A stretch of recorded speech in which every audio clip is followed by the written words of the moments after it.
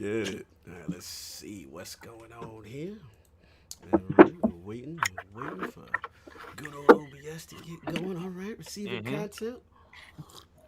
Looking good. People looking good. All right. And I think, yes, we are live. Welcome to the Iron Lords Podcast and the lordsofgaming.net, episode number 123. And it's another glorious Sunday. We're back at the round table on the Lord's Day. I'm very excited about our special guest, and we've got Gears 5 early previews, Astral Chain impressions, Telltale Studios revival, Sony acquiring Remedy, and Control to discuss, so we're going to get right into it. I want to introduce a Lord who's not only one of the most passionate personalities in gaming, but is easily one of the top 5 podcast hosts in the game. Oh, man. Whether it be his candid hot takes on the gaming industry or his witty one-liners, this charismatic Lord is always willing to engage in respectful debate regarding the common bond that unites us all. Introducing the creator and host of the Crossfire Podcast, panelist of Xbox Nation, and co-host of Mooch and Crap in the Mornings, fellow Destiny fan, fellow Avengers fan, and the Lord who reminds us all that gaming nostalgia could be a hell of a drug. Live from New York State and making his return into the realm of the Lords, my man, Lord Mooch. How you doing, sir? Man, I'm about to be honest with you. I hope you don't mind. I'm gonna take that whole snippet right there. That is gonna be my intro for every video I do going forward. That is absolutely the best, man. Thank you so much. Being here on the show with you guys is an honor, and I mean that wholeheartedly. You don't understand. You guys do something that nobody does, and that is you grab people from all consoles, all years, all generations, bring people to the forefront to have a logical, open discussion about sometimes hot topics, sometimes just gaming reviews. And you know, it doesn't matter what it is. I got to be honest with you. I feel extremely comfortable here, and I want to thank every single one of the Lords for having me today. Bro, much appreciated. Much appreciated, Mooch, man. You know how it is when we get together. We've talked about it for a long time. So it's good to have you back. Last time we had you was outstanding and just having fun, man. Bringing people together, gaming, all that good stuff, man. What you been playing, man? What's been going on with you? Well, I'll tell you the truth. So we are playing a lot of Control right now. Okay. And so I think the audience is going to love to hear this. All right, let's get it. I had the choice, and listen, you don't get the name Mooch for nothing, okay? Right? Yes, that's why I love you. We know doing my work. I put the work in. So I've been reaching out to 505 games for. I'm not kidding you, for just about 60 days. 60 days, being like, I need a code for this. I know you usually don't give them the channels my size. Listen, let's look past that. Let's just get through this. Just give me a code. I'll make it up to you. So nonetheless, I finally get the code, and they're like, listen, you can have a code, no problem, but tell us the console of choice. And you guys know, okay? You guys know I'm going to go green first. I always go to Xbox first. Of course. So I did my homework. I'm looking at everything, and I see that Control gets a mission or two, and I don't care about the clothing exclusive. Yes. So I said, listen, for the due diligence of the channel and the people listening, I said, when I do the review, let me get the PlayStation version for once, and let me try it out. Now, I will say, the game itself is phenomenable. I'm enjoying it. I'm going to go ahead and I want to hear what you guys have to say to counter this. But I do think that this. I think that I know what he's been saying on Twitter. I got to be honest with you though. I think this may be the game that people will remember Remedy for as we move forward. I do. I think it'll overlap the Alan Wake. They'll remember Remedy, maybe not for good reasons. Maybe not. Listen, let's get to that when we get to that. That's Kate's topic. Yeah. We're going to get to that part. Go ahead. Hold on, let me read this Dizzy. Yeah, Dizzy, yes. Yeah, let's because Dizzy definitely goes at me once a week. Dizzy, I hope you're feeling better. Dizzy, super chat, $2. Give up them knees. He's doing it for some. You might be on to something, But what I'm gonna tell you is, you see that statue in the back?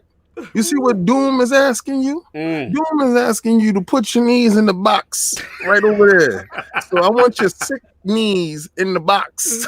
Okay? Control, man. That God Emperor Doom, though, looking clean. KOS is looking clean, brother. But anyway, so it's just been 100% Control? It's been a lot of Control, to be honest with you, because I wanted to do the due diligence to get that review out for everybody before. Listen, you get a review out 3-4 weeks after it comes out. Who are we kidding, right? Yeah. But at the same time, I've said, let me do that. But I will say that I'm also trying to sneak in a little bit of that Man of Medan, right? Yeah.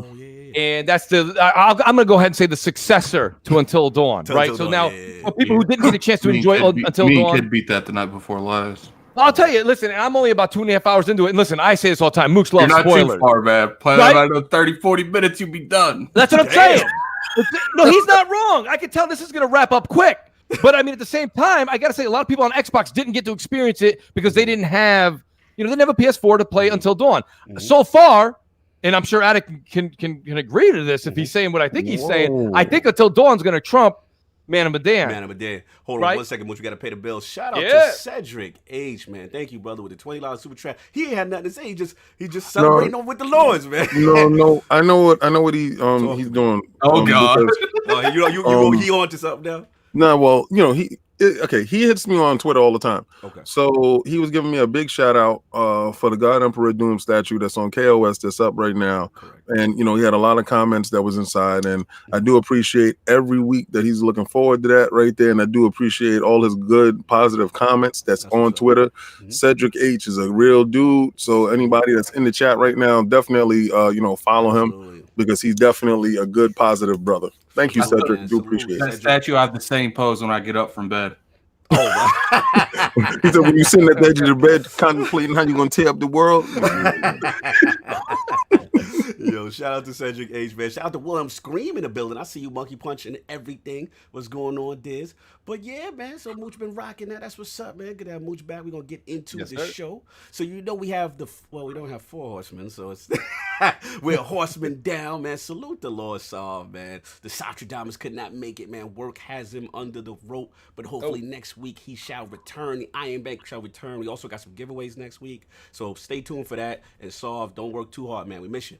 But of course, we still got the other 3 horsemen of gaming. My co-host with the co-most, my brother from another mother, the difficult game conqueror, Lord of Reviews, and the how of the young wolf. My man, Lord Addict, how you doing, sir? I think he just calls me Lord of Reviews because he wants me to keep doing them. Yes, I want you to keep doing them. Keep it up, brother. I want you to keep doing it. I do appreciate you when you do your review, sir. Actually, you help form my opinion on, getting a game. So thank you, sir. I do appreciate it. Keep working. Get back to work.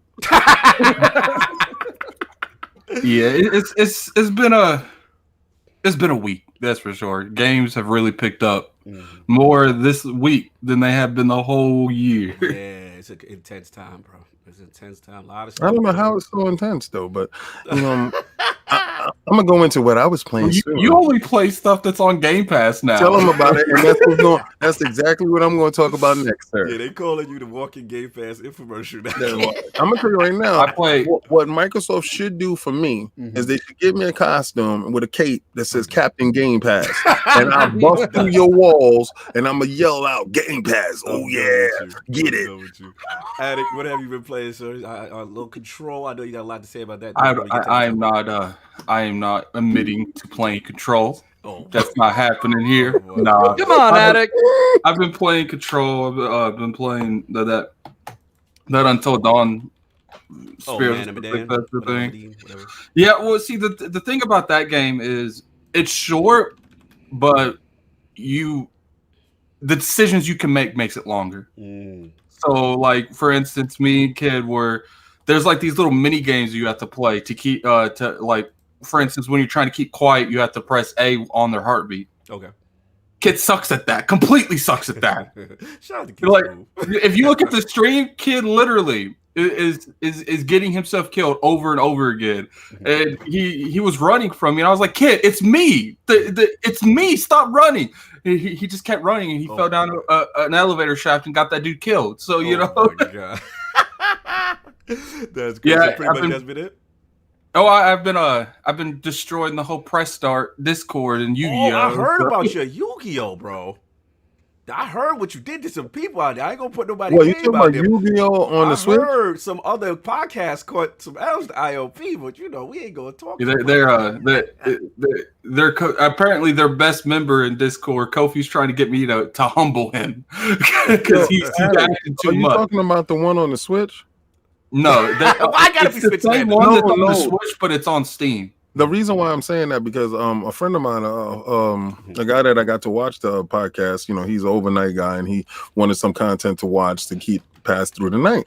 And I was like, very humbly, I'm like, well, you see the shirt that I'm wearing, right? Go to that site and watch the podcast. So he watched it and he was like, when I came to him one night, he was like, yo, how come you ain't talk about Yu-Gi-Oh? I was like, what are you talking about? He's like, it's on because he has his Switch in his hand all the time. I said, Cognito, love you. So, all the time. And I was like, I can't justify. That's $40 on for no reason. Gang, pick it up while it's hot. No, don't pick that up. He said it's $40 of super crap and they dropped the ball. You know what it is on Steam, on Xbox, on PlayStation? 20. But for some reason, because they've done an update on the Switch that they're probably going to update the rest of the games, they want to charge $40. Oh no, you know why it's $40? Addict is because they charging you by the Joy-Con. The Joy-Con. Oh yeah, I can see that. Joy-Con. King, you know what? You might be on to something. Yeah. Yo, hold on. Def Singer said, shout out to you. He said, what's up, Lord Podcast Addict? What deck are you using for Yu-Gi-Oh? That sound like a child. That sound like that man know what he talking about. No, he just wants to know what I beat them with. Don't mean you can beat me with whatever you use. Sound like he want that smoke. I definitely playing these games, man. Well, I don't know what he said because I don't know colors. Oh my god. What's funny is like literally I told them I didn't talk smack or anything. I just walked in there.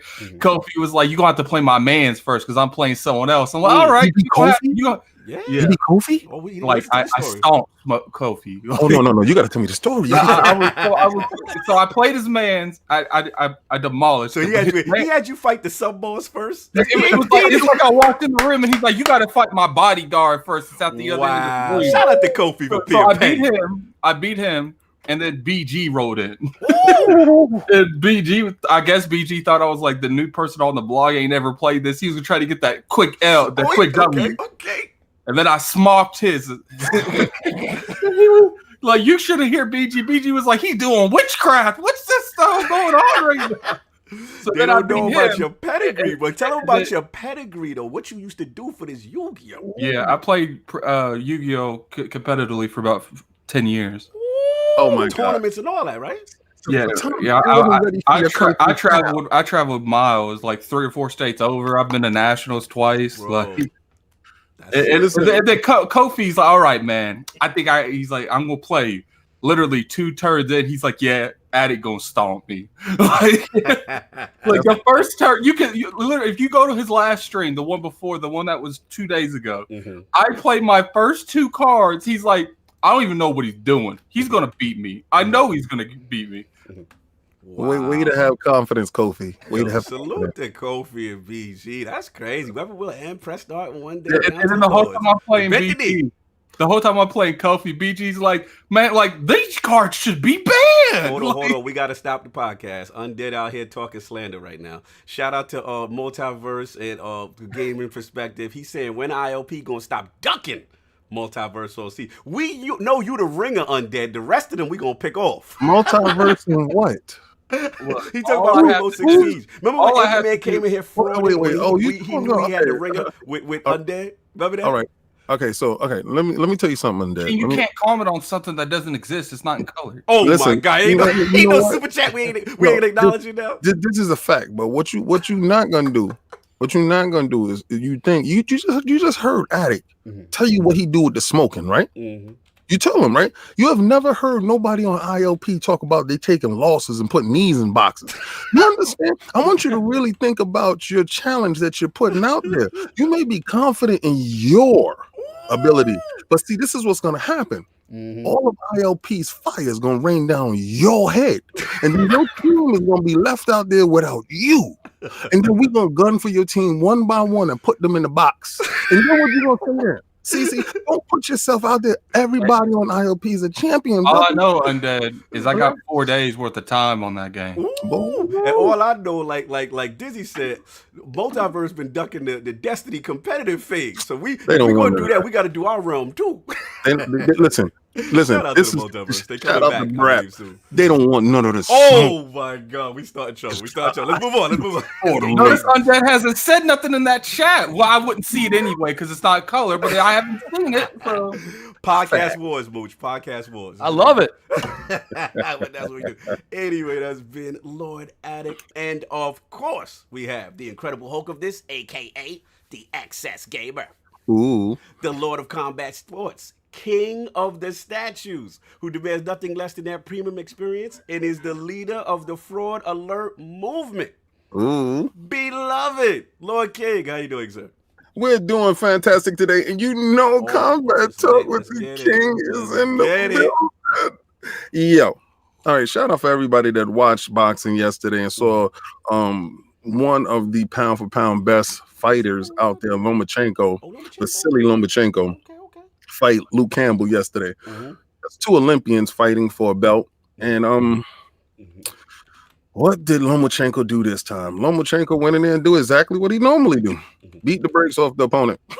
So, it wasn't worthy to put up a combat talk for because I knew he was going to dance on him all night and win a decision. And that's exactly what he did. So in leaving that, quick comment. What I want to do is talk about what I was playing this week. What you were playing, man? So I'm in Game Pass. I'm the Game Pass champion. Game Pass himself. Right. So I see boom and everybody going crazy on my timeline talking about the Blair Witch, the Blair Witch, the Blair Witch. I'm like, what? That's what I'm talking about. So when I said, yeah, we don't need Remedy. We don't need Remedy. We don't need them. I don't need no control because I got my Blair Witch. Right. So I put it in and I'm looking at it. And I'm like, oh, nice when it's loading up and all that. I'm like, okay, let's get ready. So you in the car, you talking to your girl, and it's like, yeah. And then you get to the site. Now, leading up to it, they telling you that your boy got some mental issues, something going on with this dude. Right? So you intrigued by the story so far.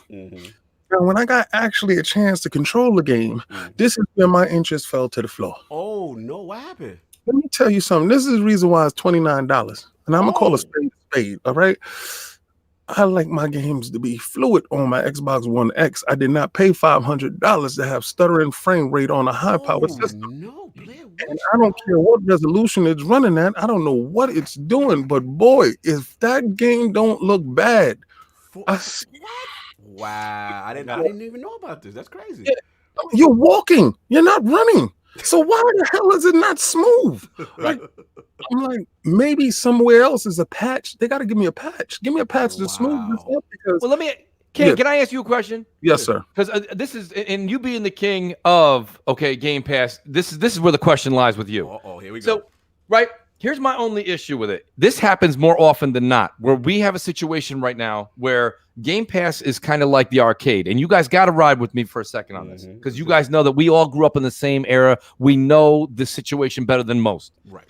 In the arcade, you remember being young? We were out there. They had 2 or 3 of these platform games out there. Okay, back in the day, you want to go as far as Mortal Kombat, these other big games out there. You say, okay, they had the bangers. People are calling them now the bangers. Right. And then in the back, way in the back, they had They had a bunch of games, and someone would be like, "Yo, King, okay, here's a couple of quarters. Go ahead and jam out with that." You're like, "No, I tried that. I'm done with that. I'm not playing that game." Right? Yeah, that's why it's in the back. Right. Yeah. Okay. So my point being is that, like, I feel like Game Pass definitely has its bangers, right? And there's no way around it. It definitely got your money's worth. There's nobody that can argue that Game Pass is not the best value out in gaming right now. You can't argue it. You cannot argue that. You can't get 200 games for 99 cents and then tell me it's not a good value. You can't.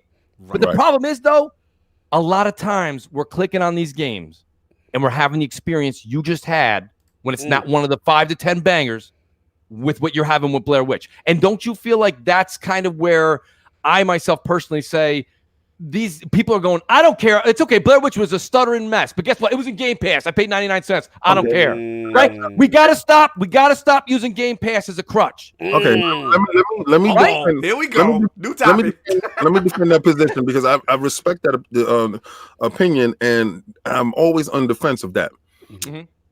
What about when you say they release Devil May Cry 5 in there? Yes. So, and what about when they release all the other 20 bangers, like you call them, in there, and then they put this game? The only reason why I'm calling this game in particular out, because Microsoft saw fit to put this on the screen at E3. Like, this was a banger. You understand? So everybody in that Game Pass timeline is a banger. I'm going in. It's not a banger, bro. I don't care what it is. I mean, my brother, Lord Ainsley, definitely said the story is great, and he's into the story, and he can overlook certain things. I am a graphics whore. So me going in, my expectations is here, especially when you put them here. Anything that you show on that Summer Jam screen, it better be clean when it come to me. Hold on 1 second, yo. I just gotta pay the bills real quick. Yes, Shout sir. out to Disney in the chat. Tell us Cognito, that shirt is dope. Where can I buy one? I just put the link in the description, brother. Get over there to that Teespring store. So we got that. And then my boy Philly Eagle, Podcast Wars. Let's not. But if we must, I'm voting with my wallet then. ILP is the greatest. Everyone else second place. Salute Lords, my boy Philly Eagle. And of course, BRAP, Basement Radio Arcade Podcast. Enrique. Come on, guys. Don't complain. It's on Game Pass. It's $1. Oh, shade gang. Shout out to BRAP, the captain of the flip flop. Oh man! I hope you got your flippers on today. Yes, I'm going at you, BRAP. My man, my brother. Listen, it's just this. Like you said, we got those bangers, we got those games. That game was setting me up to believe that it was something that it was not. Right. But then I also realized while I was watching it, while it said Lion Gates Games, I was like, that don't sound nice. This is the distributor of this situation. Okay.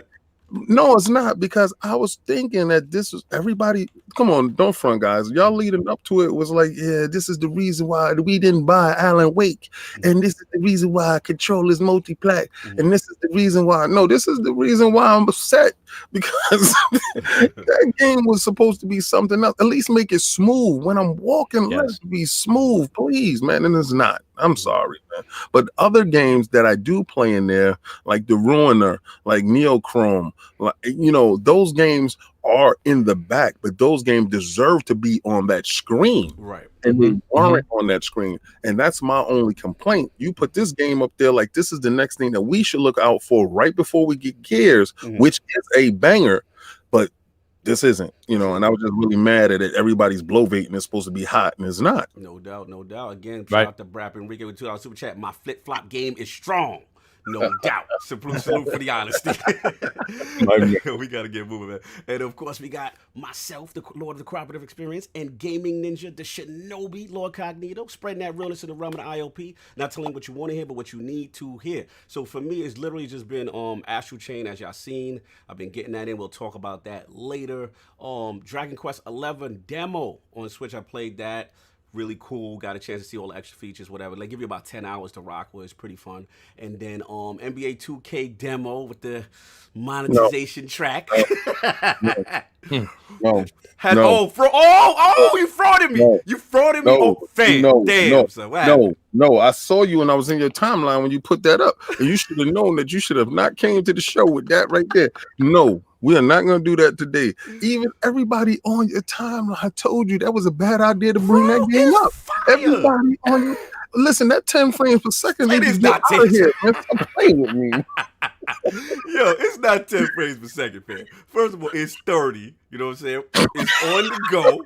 You can laugh what you want. Switch owners is lit. Yo, bro, I'm in the bathroom. I'm at the DMV, Mooch. I'm playing 2K. I'm playing 2K just like you played 2K. Now I'm playing that 30. And I'm cool with that. You're not. Why yours should not be called 2K? It should be called 2G. Oh, it should be called 2G. You playing the 2G version? That's savage right now. Listen, man, Mooch, they giving me a lot of crap, man. But look, we got the same multi-plats. Most of them y'all do. That Mortal Kombat, and y'all got them exclusives too. We do. Shout out to Brad with another $2 super chat, sir. Thank you for showing color. Does the Switch have the best exclusives now? Right now until next week. No doubt. But look, that's pretty much it, man. I've been rocking that, and Destiny, of course, man. Just finishing things up before Shadowkeep and doing messing with the Izanami Burden. Shout out to Tip Diamond, no doubt, $2 Canadian. That's what's up. Salute to the Iron Law panel. Salute to you, brother. That's what's up. And yeah, man. So let's get right into it, man. We got into what the Lords are playing, and Lord Mooch has already been given the royal treatment before, you know what I'm saying? ILP 76. Please check that out, y'all. He has tremendous video game system history. Levels of mooching were explained. Absolutely. He better be at E3 next year. I should have put that in print and sold it. Bro, you should have made a book. Like, you had like the 50 laws of power. You should have had like the 50 levels of mooching. You already know. That's that New York built in. Trust me. That's New York. You already know. But real quick, right. Mooch, I just want to ask you before we get into it. I know last time we do the thing that we always do, which was the top 5. And you had a strong 5. Last time you had Legend of Zelda, you had Castlevania, you had Gears, which we're going to talk about. Yes, we are. Dark Souls and Resident Evil were your 5 franchises. So my question now, has anything changed? Is anything you want to move in, move out, or does it remain the same of your GOAT 5? Listen to what we just said. I like that you brought that up, and thank you for doing the homework on that, Cognito, because here's the thing. To be honest with you, so Zelda, right? We're still talking about Link's Awakening coming out. That's going to be great. Okay, whether you love it or not, that's going to hit you in the nostalgia. That's going to hit you. And even if you say to me today you're not going to buy it, I guarantee you you're $40 to $50 short when that comes out. Yes, sir. So you're going to be on it, right? So then we said Castlevania, and we all played Bloodstained Ritual of the Night. Yes. Okay, fantastic game. Can't say it didn't give you Castlevania vibes. Unbelievable. Gears. Listen, Gears 5 is, in fact, what we wanted it to be. And we saw that Friday, right? We didn't see it at E3. We saw it Friday. And that's fine. We'll bring it should have been at E3. It should have been at E3, but we'll take Friday. So we got that, right? And then I believe, hit me with those last 2 real quick, Cognito, because I'm doing this on the fly. I believe the other 2, you said Dark Souls. Dark Souls. Resident we're still Evil. rock. Yep, and Resident Evil. That's all you had to say. Resident Evil right now has a brand new game on the horizon, Resident Evil 8. They're saying it's going to be kind of like a Telltale meets Resident Evil Biohazard, right? It's going to be like that combined. I'm okay with that. They continue to take that franchise and move it forward, okay? This is what I'm saying. So my core 5 that I said, it's not specific to one game in that genre, or one game in that series. Those games branch out to so many of the games we all love and hold dear right now. So I can't change those 5. I can't, because that's our moral upbringing, right? No so doubt. you were brought up that way. I was raised that way. That's how I was raised. So I got to take it from there and move forward with it. So we can branch off of those 5, and we're going to do that today. Okay. But no, I can't change any of those. Okay, now fair enough. I just wanted to make sure, because like I said, it was That's strong all right. list. Because I know sometimes we bring people back and people are like, you know what? I forgot such and such, or I forgot this, and I was like, all right, Mooch is staying in on this square. I feel like I got to defend that 5. No. It was a good 5. No. That's right, it is what it is, right? Because those are, and don't get me wrong, you gave me that list. You said, listen, these are the things I want you to come on to. It was ILP 76. Yes, sir. And you said, come on here. And, you always got to be prepared for your show, right? No doubt. So you come on there, check it. That was something that I put some time and thought into. And I think even now, I actually think it would be more fun for me to say, you know what? No, I like to switch out this for that. Yeah. But to be honest with you, the reason I won't is because even though those 5 may not hit home for everybody listening, or even maybe resound for me today, those are 5 bangers. right? Not gonna But act those like 5, those are right? Yeah. They breach out to the games that I'm loving today because of that as my core. No doubt. So that's where I'm kind of coming from with those 5. Salute the Mooch, man. Strong 5. We love it. Last week's poll results are in. The people have spoken to the question, with the Gamescom announcements of Microsoft initially stating they have no plans releasing first-party titles on other consoles, while later stating that they like to see Game Pass on all platforms. Which statement do you believe is closer to the truth? The winner of a runaway 3-way ILP poll at 61% is the stop fear-mongering. Xbox first-party games will remain on Xbox. Coming in at second place at 22% was the Petty Lords. I don't care. PC Master Race will have them all group. And then last place at a close 17% was the Xbox first-party will eventually be on all platforms. Open your eyes group. Shout out to all the Lords who participated in this poll. Lord Mooch, what do you think about this, man? The Xbox faithful saying, yo, people fear-mongering, these games going to stay exclusive. Where you at with this, man? This is a tough call, because I like how you started the segment, Cognito, to be honest with you, and the fact that we've got 2 points of Xbox brass telling us to go left and one telling you to go right. Right? And it all comes out within hours of each other, if not days at the most. And this is confusing. And this is why I think all of us being Xbox fans that we are, you scratch your head and we all don't know. We honestly have no idea.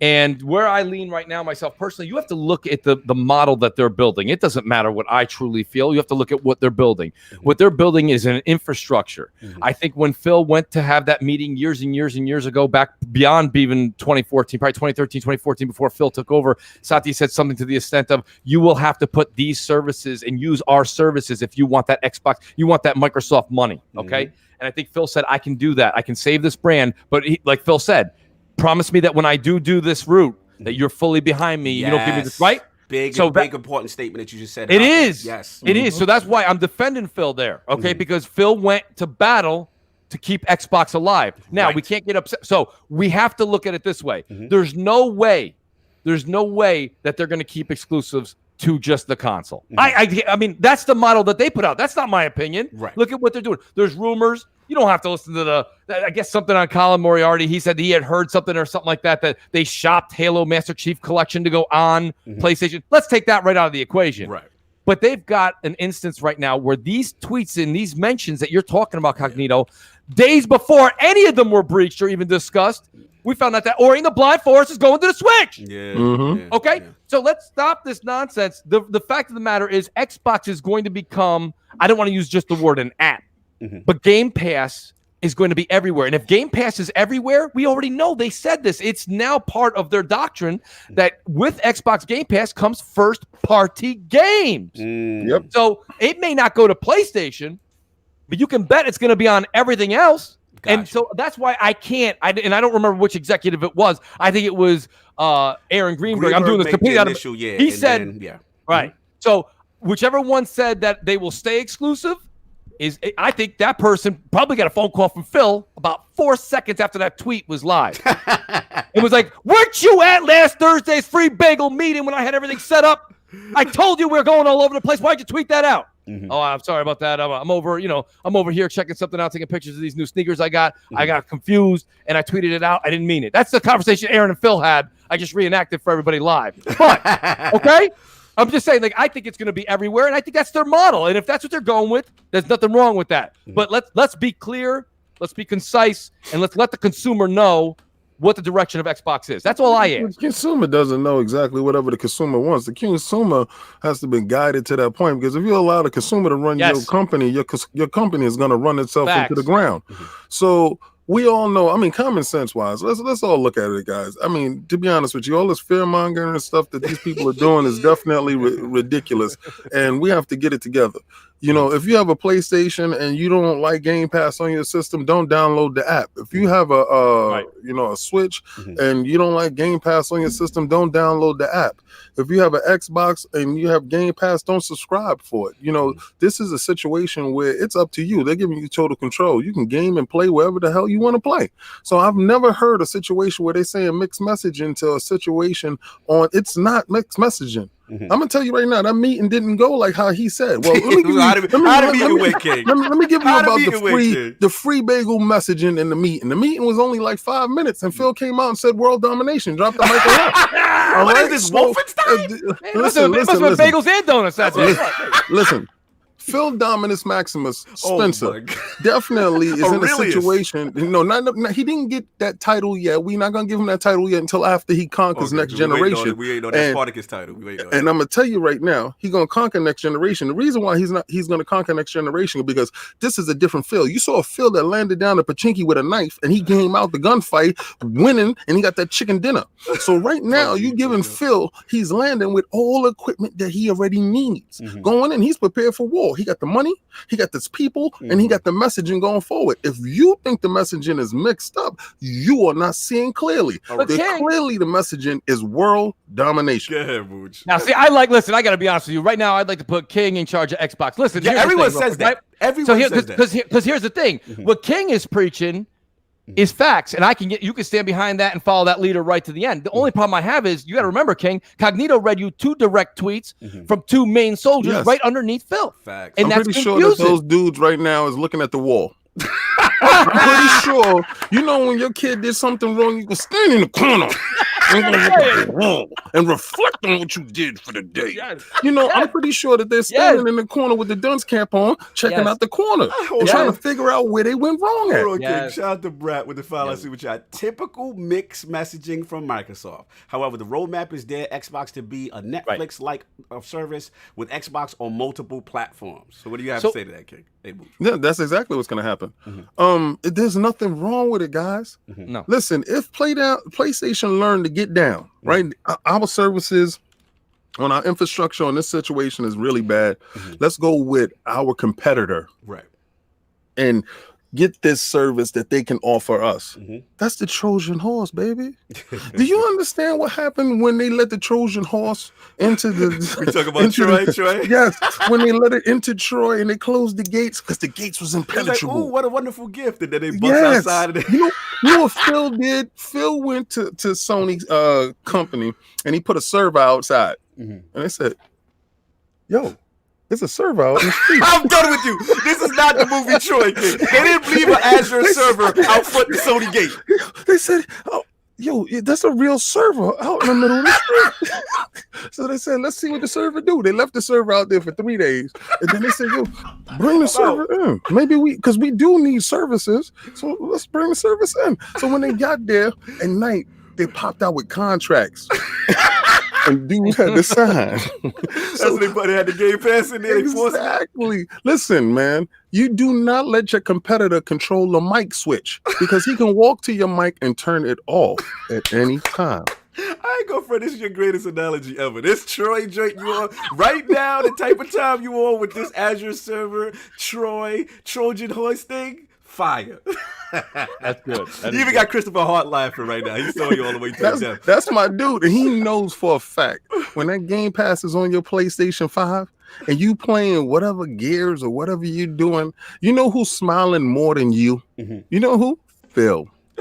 You know why? Because he gonna have that shirt on that we about to put out. Who did that for you? But see, that King, they're making money. And you're talking about, we talking about making money, or are we talking about being an industry leader in the games world, right? And there's two separate things as far as mind share.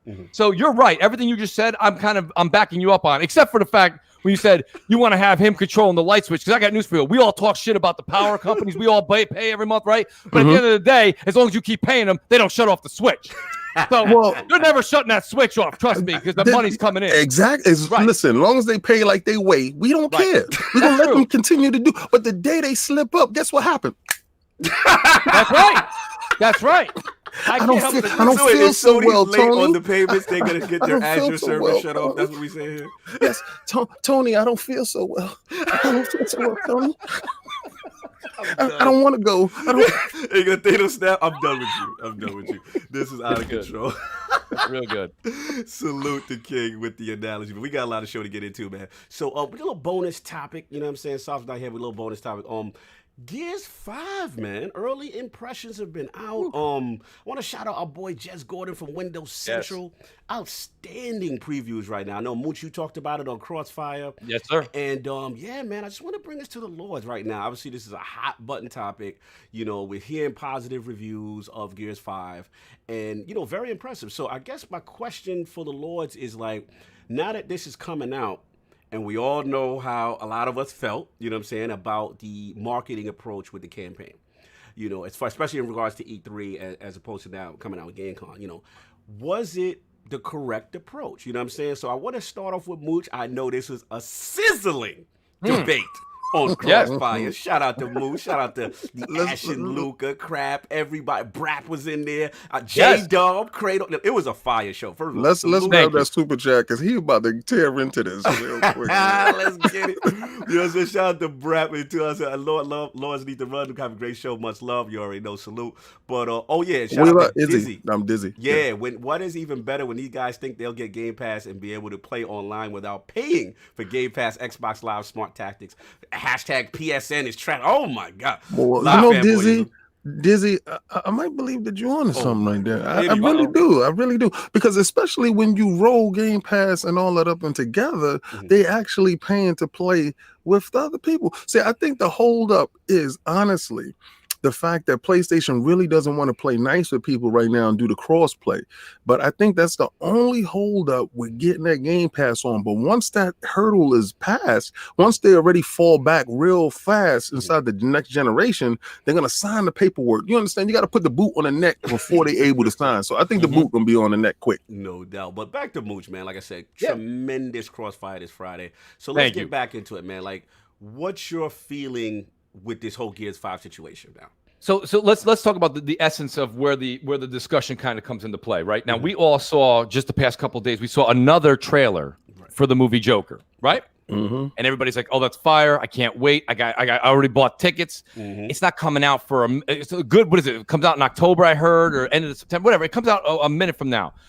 But if you go back 2 months ago, we also saw a clip of Joker, and we've had time to fester about it. We've had time to discuss it, get hyped. Right? I don't need to see another Origins clip of Joker. I know that Joker had a hard upbringing. People ridiculed him. He was slapped. He was stripped and deprived of all of his merits, right? Until he became the evil, sinister Joker. We know this. Why do we need to show 2 trailers? Let me tell everybody on the Iron Lords podcast why. To bring up hype, to get people talking, to bring excitement back. And my whole point right now with Gears 5 isn't that what people wanted though? They kept absolutely they wanted content. They wanted to see trailers to get hyped to play this game. Absolutely, but we saw it Friday. We didn't see it at E3 when they have NBC, ABC, CBS, every single media outlet with cameras on. Nope, we get a mode in multiplayer. Then you have Gamescom, not necessarily the same media press. 350,000 foot traffic gamers.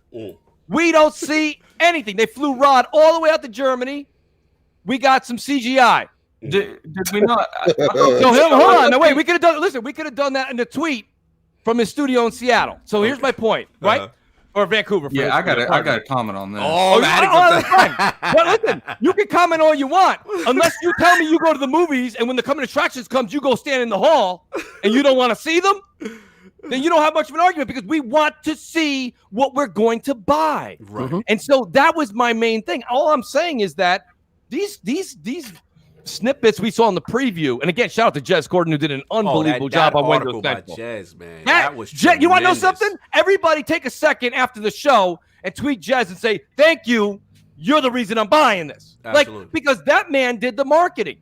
So what I truly feel is that we should see that. And this is the concerning factor. This doesn't just end at Gears 5. Because now that everybody saw the Gears 5 preview, now it's easy to go, oh, see, I told you don't worry about it. You can't say that now.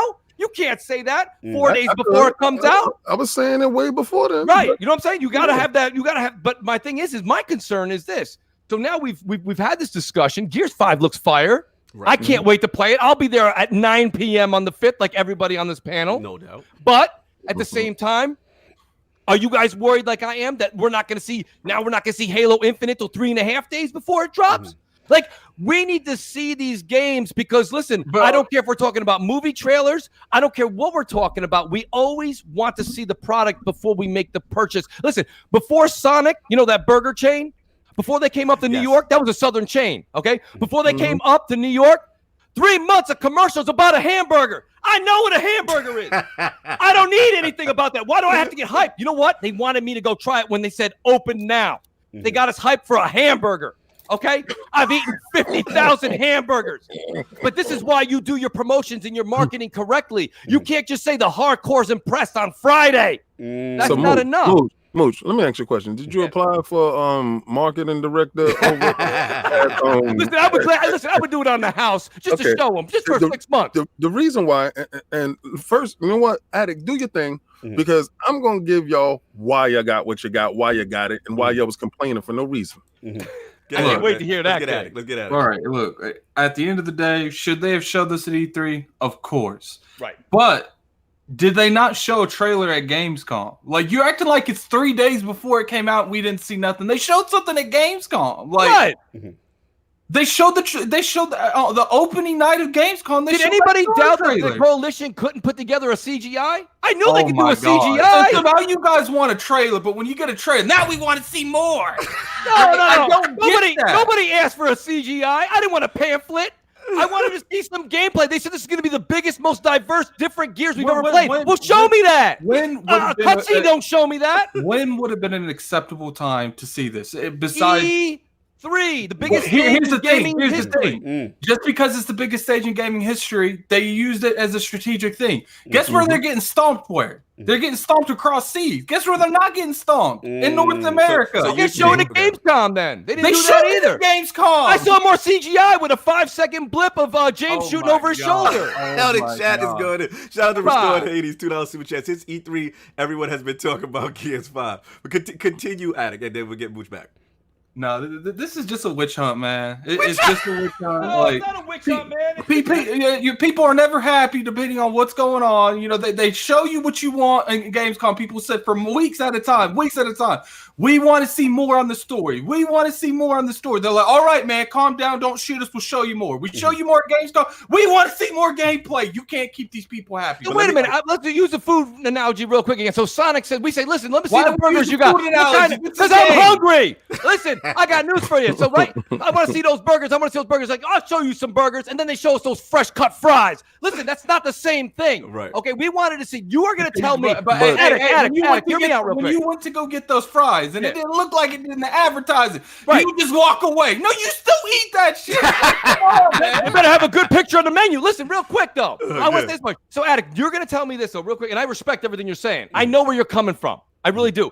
But if you're gonna be the coalition and tell me it's the biggest, the greatest, the most I'll different agree with you. experience The Gears, marketing can could've you been the way please? it was. Can you just tell me one thing, just a yes or no? And if I'm not gonna argue with it either way. You're entitled to this. Do you think what you saw at Gamescom looked like the biggest, the most different experience in Gears ever from what you saw in those 2-3 CGIs?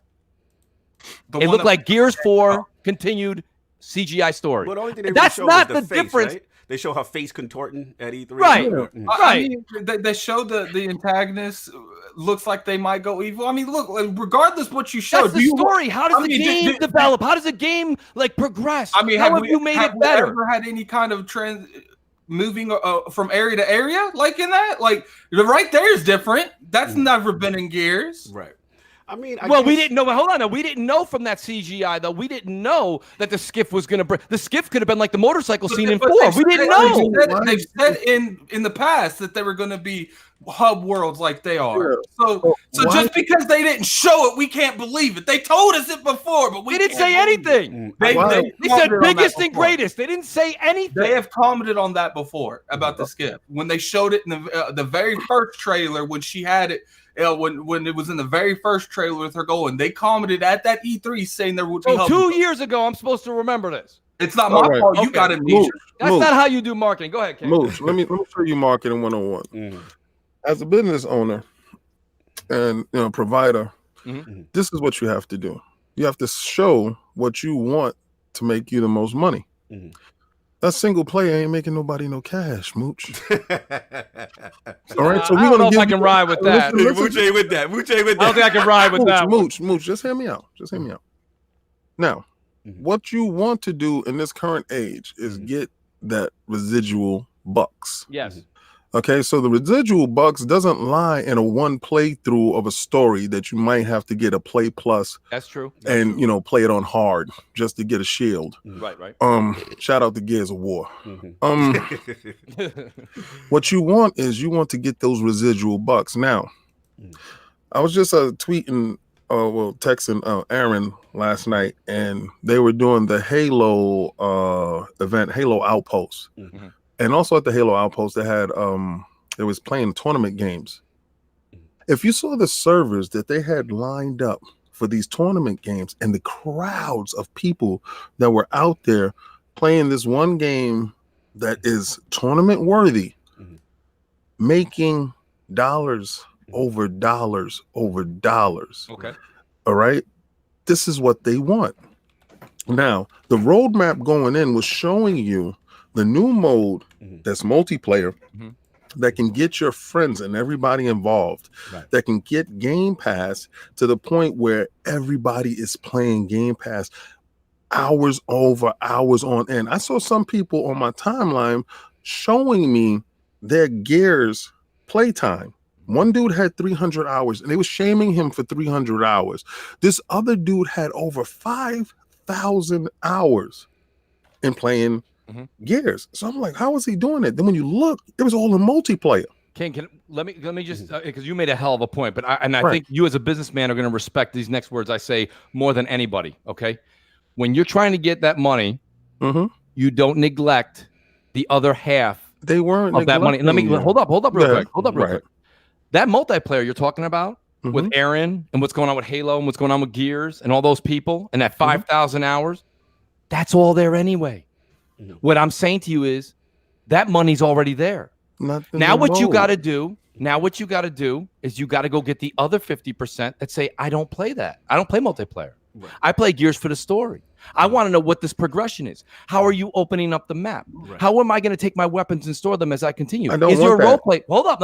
Okay. It's not fair to say you don't want. I just got yelled at in the chat for showing you what I want. So we apparently what me and you want don't mean nothing. No. I want what you want, but I don't want to see everything ahead of time. But King, I'm not asking. I didn't ask for the plot reveal. Okay. all I asked for is show me something between, except for duck and cover and shoot. Okay. So what I'm saying to you is that money, I'm all about that. And everything you said is gospel. Everything you said is gospel. What I'm telling you is, though, that money's there.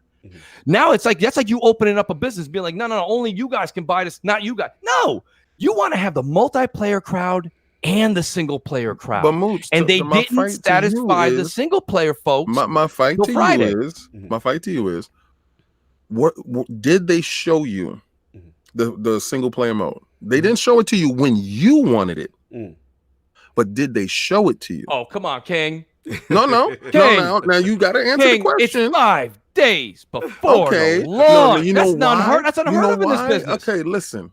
I'm with you. I'm riding with you in that car. Me and you were in that car. I know this because I wanted to see. I said that too when I was there. You heard my fight. I know. Right. Yes. But when I have to remove myself from my wants to understanding what position this company is in, that's when you have to remove yourself from that factor.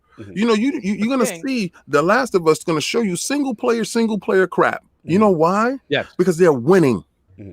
They're winning. They're going to show you their strength. And then they're going to tack on some. But they're going to show the multiplayer later, right? They're going to tack that on. But is that multiplayer something they're banking on for bread? That's concerning, King, because now you're telling me from your story, you're telling me the single player's tacked on. Oh, for whatchamacallit? For Gears. Yeah, but not for Gears. Because you're saying, I'm just using apples to apples. You're saying The Last of Us 2, they're going to show the quality forthcoming of what their customer wants in the single player, and then they'll tack on the multiplayer. Now you're saying it's the reverse. And what I'm saying to you, it's not the reverse. People play Gears for the story just as much as they play for the multiplayer. It's different. The Last of Us 2, it's not apples to apples, it's apples to oranges. The other thing you said is you got to step back and realize what we're talking about now and what their plan was. Let me ask you this, King. That's like having a homework assignment that was due on Wednesday, and you turn it in on Thursday. And the teacher says, the teacher says, I'm going to discredit you for that. And you go, now wait. This ain't when you wanted it, but listen, it's still handed in. Listen, and if your assignment is due that day, you need to show it way before 5 days before the launch. I'm sorry, Mooch, but I was privy to their roadmap. Right now, after seeing that, because I remember I was really rude. Yes. When I what I saw. Yeah. Right. Why are you worrying about that? I was really rude. If you go back and look at it, I was really rude. And then I was privy to their roadmap, and they were planning in August to show you the single player. So that was 1 month out. But what they're building, the roadmap had the first showing of it to be September 6th, the original roadmap. They changed it and said that they would show it during Gamescom after some of the backlash. Oh no! The original roadmap showed the single player reveal September 6th. That's the day it comes out. No, that's the homework due the next day. That's just not. Listen, don't get me wrong, King. I know where you're coming from, and I love your sales pitch. I really do. But to be honest with you, if me and you were doing this, and if me and you were running the coalition, there's no way me and you were waiting until the day it comes out to show the work we just put our blood, sweat, and pixels into that. Yeah, let me jump. Let me jump. This is hot. This is hot. Listen, man. Mooch, like as we say to the super chats, I think you're onto something. and the thing about it is this, you know what I'm saying? And this is how I look at this whole situation. Right. Like, I'm with you. Like, we're on record. Like, Addict, Soft, we walked out of the Microsoft Theater. We got it up on IOP. Yeah. We were pissed. We were like, why didn't they show this campaign? We felt that was a tactical error. This is E3, the biggest media stage, all eyes on you. You know, people want to see this. They ended up showing the other modes and all stuff. So I was in complete disagreement. Let's just put that out there. As this thing has developed, right? I'm not saying I agree with what they're doing. Right. It's just giving me the impression now that this was all part of this like scheduled marketing cadence. So it's it's like, you know, we're going to show them this little new mode here at E3. Then this event, we're going to show them this. And then we're going to roll it on Rockets Red Glare, Gamescom, and give them the campaign. You know what I'm saying? Right. And right now, you know, the vibe I'm getting is because I think it's one of those things, King, where you know you feel you got something in tuck and you know like this is a banger, right? I almost feel they were almost too confident in what they had that they can market it in this piecemeal kind of way and then campaign last. You feel what I'm saying? So yeah, because you know what, they knew that was their strength. Right, but you got to understand, the problem is, this is where I side with Mooch now, is because of the state of Xbox first party. Because, you know, we haven't had a lot of bangers to really hold our head about.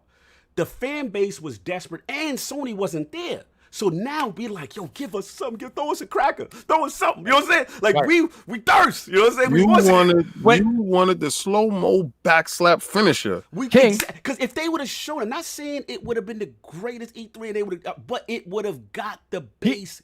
Here's why what Cognito says is holding a lot of water real quick with me is because let's just take a real quick sports reference for everybody out there. Football start, right? Sports starting up real soon. When you saw Bill Belichick decide to run a couple years ago with 2 tight ends, everybody's like, who the hell runs with 2 tight ends on the line? This is unheard of.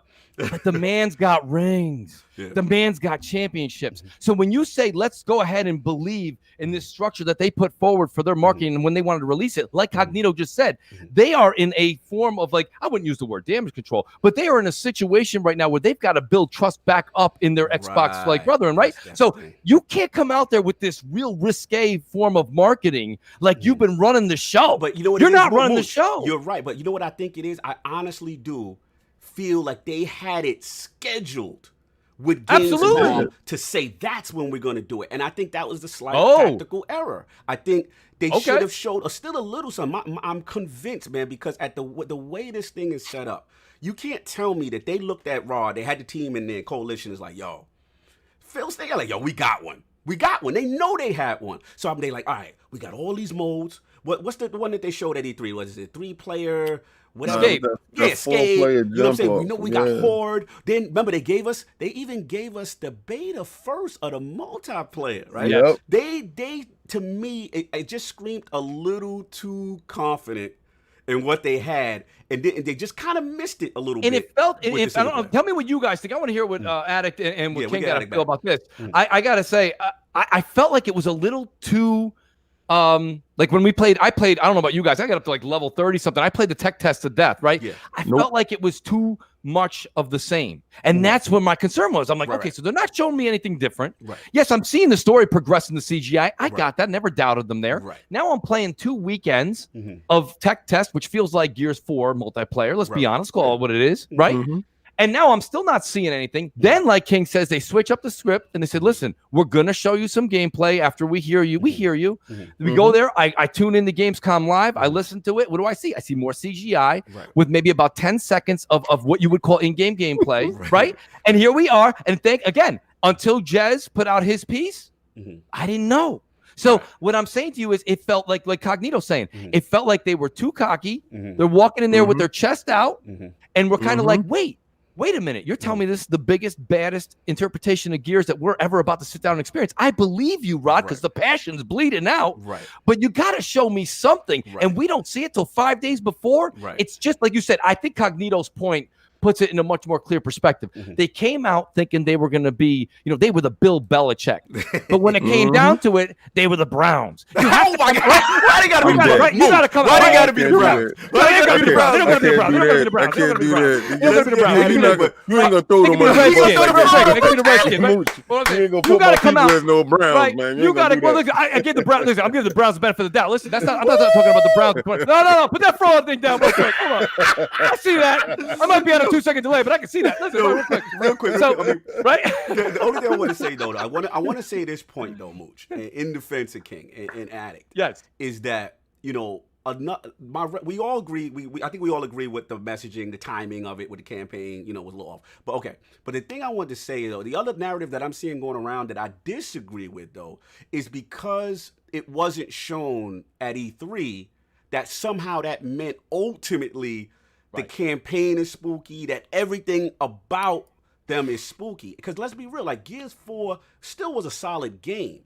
And Coalition is still a great studio. So Absolutely. I wasn't really, I want to throw, I was talking to some people in the chat DMs. I don't want to throw them out under the bus. They know who they are. They in the chat. But, they were like, yo, I don't know. You know what I'm saying? And I'm like, listen, if this was brand new Studio A, Studio B, we never heard them. This their first game. They're not showing their trailer. They're showing other stuff. Then I'm like, yo, this thing could be really crazy. But with Coalition, for me, it's like, it's innocent until proven guilty. You know what I'm saying? It's like, I gotta respect Rod and the team and what they built before I go completely off the wall. I can understand concern.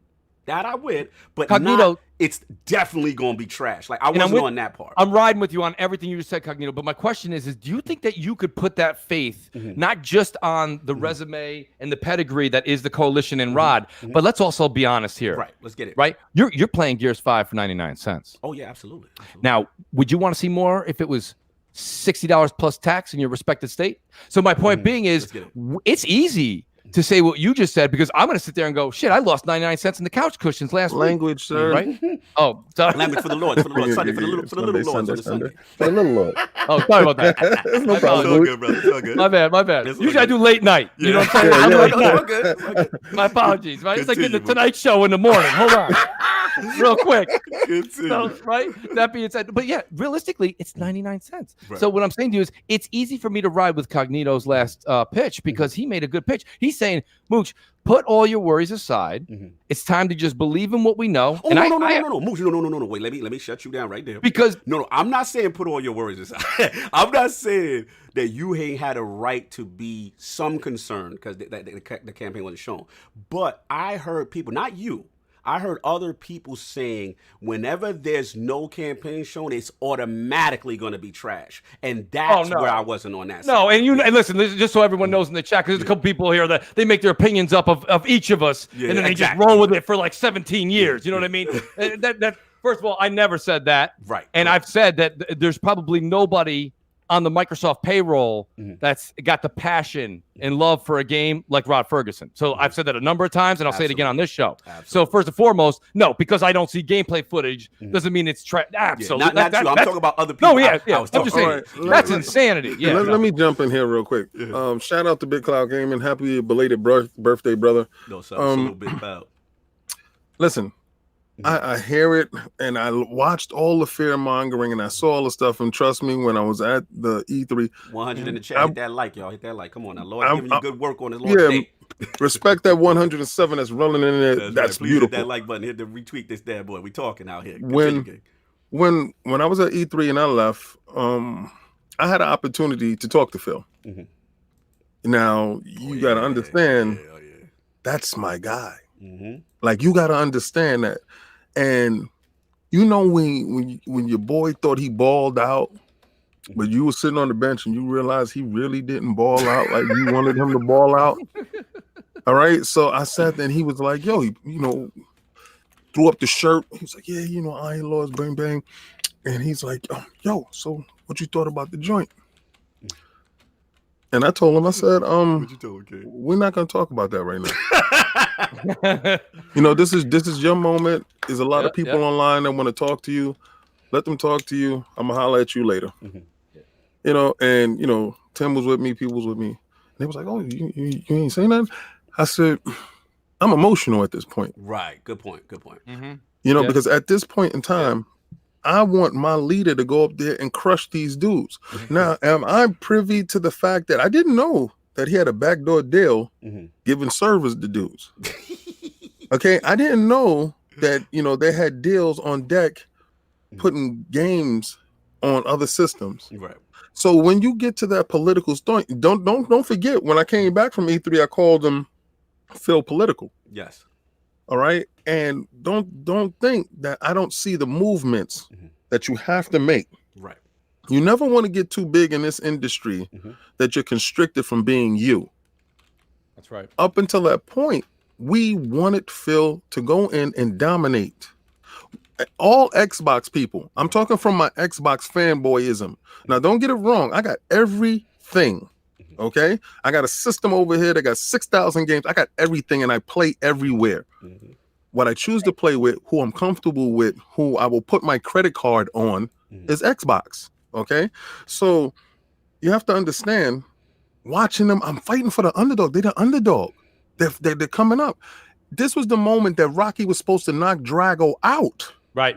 And he didn't. And with his big gun, he was supposed to throw that left hook and bust his jaw wide open. Right. His left hook was Gears of War. You show that campaign, KO. KO, right. He's That's walking out the building like with bloody gloves. Yep. And he didn't do it. And you're telling him, man, why didn't you throw the left? You know, why didn't you throw the left? The man is still breathing over there. Loving that Rocky. Yeah, the Rocky joint. Loving it. Loving it. Everybody's sitting there like, you left him still breathing. This man is going to get up, and we know what he do when he get a second win. And it seemed like Sony started getting his second win. And our hearts just fell to the floor because you had him out, champ. And now they're showing you what you wanted to see, but it was too late because he already recovered. I feel you. Yes. We right? Because the stage was set. I think you're right. King, you're onto something. Like, I think what it is the stage was set because we knew Sony wasn't there, right? So, you know, the marketing blitz is going to be the biggest, baddest, and everyone wants blood. The crowd is like, finish them. This is us. This is our moment. And we got like a 12-round decision, safe, you know, do whatever. We got a Floyd Mayweather special. Yeah, we got defensive wizardry. We got all this versatility, but we wanted blood. And I think that was an emotional thing from an Xbox perspective. I hear where you're going for. That's a great reference, man. Attic, I want to get you in on this because I know you were very. Oh, Attic, go on. He jumped out for a second. He'll be back. But he'll be back. We'll get him when he comes back. But yeah, man, this was a hot button topic. I think, Mooch, you definitely killed this, man. So much going on. And yeah, all we just hope is that, you know, it reviews well. You know, right now, my guess, what you thinking, Mooch? You thinking like maybe what, 80, a high 90? Where you at? I had an 88, 89. You know, it could break 90, to be honest with you. It's got all the workings for that. But I want to take a step back real quick, Cognito, because it's something you said. I know you want to get to another subject. Yeah, go for it. But real quick, I think what's healthy here, and I always I'm an advocate for this. I don't even know the fear mongering. It's about great, healthy conversation. Because you want to know something? I learned something from King. Yeah. Right? I picked something up from you, Addict. The thing about it is this: we have a talk show. Right. And people are in your chat right now saying this show's fire. This is lit. This is entertaining. This is why I come. Right. They love your show. They love what we do. We do these shows. I do 3 shows a week. You do shows. You do spot shows. You do spot appearances. You do your streaming. Right. We have to have discussions, people. We can't get on here and just be like, King, what do you think? I think it's great. Mooch, how about you? Great. Cognito, great. Next subject. Right? No. Like, we have to have emotions, and we've also been gaming. We've said this when you do your intros, which is so healthy and so great that it introduces the people that you have on your show, Cognito and King, to let people know the background of each individual and where they came up from. What I think everybody's got in common, we're almost like in a fraternity, every one of us that does YouTube. We are all brothers, because one thing that we all did is we all grew up together. We all grew up playing games. And that's one thing that nobody could take away from anybody on this panel or any other panel. That's the one thing that I have to come up across, because when people are like, no, Mooch is just saying this because no. Nobody on this panel is getting a cut of the money. Nobody. All we want is the best product to enjoy our best and probably our most favorite pastime of our lives. So That's what I'm saying. So we come together every week to have these great discussions, and that's why I called the show Crossfire. Yeah, Don't come on, Crossfire agreeing with me. Facts, bro. Me and Mooch, we talked about this, man. We love that. Most people don't like to be challenged, and that's what I love about what you do, and I respect Crossfire in the sense that you will bring people on that literally will have the absolute opposite opinion than you. And I know it because I know these people. And I'm like, oh, this is going to be interesting. You're like, oh, man, this is going to be a good Friday night. This is going to be a good one. And I listened to you Friday night, man, and I was thoroughly impressed. Shout out to Ash and Luca. Like I said. Oh, Luca's my girl. You know what I'm saying? She was out there. Everybody was in there with strong points, and it was great, healthy discussion. And that's what we need to have. You know what I'm saying? That's it's healthy. It's healthy, man. Shout out. Oh, we got Lord Eric Jackson in the building from BRAP Podcast and the Gaming Perspective. What's going on, sir? What's going on, people? What's going on? You should have intro music. Remember when Vanilla Ice was walking around? Every time he walked in the room, he had intro music. I'm done with you. You should have intro. Real quick, let's pay the bills before we get into EJ. Shout out to Dax for the $5 super chat. I love the grown man gaming talk of this podcast. Salute. Yes, sir. Salute to the JD Gamer with the $2 super chat. This show is fire. Folks, hit that like button. I agree, JD, man. I agree. You know what I'm saying? Shout out to Eric Jackson, man. What's going on, brother? Real quick take on the whole Gears 5 thing. I know it's been talked at nauseum, but we got to get your 2 cents, man. Yo, actually, Mooch put it like perfectly, man. It's like after reading Jez's coverage of it, I was more on fire about it. Yeah. Along with the trailer that they finally showed. And, I wasn't one of the people that was like majorly concerned. I did say I wanted to see more campaign at E3, but it wasn't like it was the doom and gloom. I was like, it's going to be what it's going to be. It's on them to impress me, not the other way around. I'm not worried. I got a storm breathing down my neck. Believe me. So Florida, be safe, brother. I hope you're okay. Please. I know those are issues you worry about. Facts. A game is a game. We got plenty to play, right? But after what dropped and the impressions that we're seeing, that Gears hype is sort of building up again. Yeah, it's real, man. Yeah, man. You know what I'm saying? So I'm definitely looking forward to jumping in. And again, it's on them. Yeah, it's on them to hit the home run. It's like King was saying. You got to get back up off the mat, and you need these wins. So start hitting these home runs. That's the only way. Gamers for real. Gamers have amnesia. Yes, you start delivering bangers. It's like, I don't even remember when y'all were like in the DJ. You just nailed what I'm putting out. I had this conversation with someone real close, and that's exactly what I said. I said, bro, at the end of the day, gamers are fickle, right? Yep. And like, people are not loyal in this sense. Like, if somebody keeps putting out bangers, that's where the people are going. That's just how it is. So again, we know Microsoft this generation. We know what's going on. You know what I'm saying? And for me personally, I just wanted them to end strong. We know how this generation is, right? Just finish on a strong note. Give your community something to be excited about coming into Scarlet. So now it's like you got a little confidence. So like you said, you nailed it perfectly, Eric, in the sense that like all you gotta do is make bangers because everything else is forgotten. People forget everything about Xbox. You make bangers, it's on. You know what I'm saying? And I think that is so key, for a lot of these for the big three in general. But that's all I got. Hopefully I didn't come back because this is his topic, but we're gonna get it going anyway. Telltale Studios, y'all. A lot going on, man. I mean, shout out to LCG Entertainment. They've been sort of a revival. A lot of the assets were bought, and we've heard reports of some original Telltale people coming back, although under contract, and stuff like that. So it's a real polarizing thing right now because, on one hand, you have people who are really happy when they heard the news Telltale is a beloved studio. And on the other hand, I've even seen boycotts, that this is not right based on, the corporate structure of the past regime and how shiesty it kind of was that people lost their jobs. So I want to bring this to the realm. Let's get started off with Mooch. Telltale Games, man, when you heard of the news of them coming back and under the circumstances, like, where's your head at with this? Addict's back. Oh, Addict's back? Oh, my bad. Oh, good. Addict, my man. That's your topic. What's going on, bro? Yeah, so I wanted to actually branch this out into a couple things. One, I wanted to get everyone's perspective on the overall genre in this. Like, do you think that because I just played Until Dawn's new game? Do you think that this type of gameplay is even relevant anymore? Great question. Let me comment because I'm a big Telltale fan. Bless you. Listen, we can't front. Telltale, like shout out to Don't Nod Entertainment Square with the Life is Strange and all that. But we can't front Telltale was the OG of that. And at its time, they were doing something that had never been done. Like almost, I'm gonna show my age here, Mooch. But I don't know if y'all remember Choose Your Own Adventure books. Yes. Yeah. Remember those? He's like, if you pick this, turn to page 55. If you pick that, turn to page. Like my problem with those books, though, Cognito, not to interrupt you, I turned to the page. I was like, oh no, that shit's gonna suck. Oh, pardon me. All right. Little Iron Lords, earmuffs, Little Iron Lords. It's okay.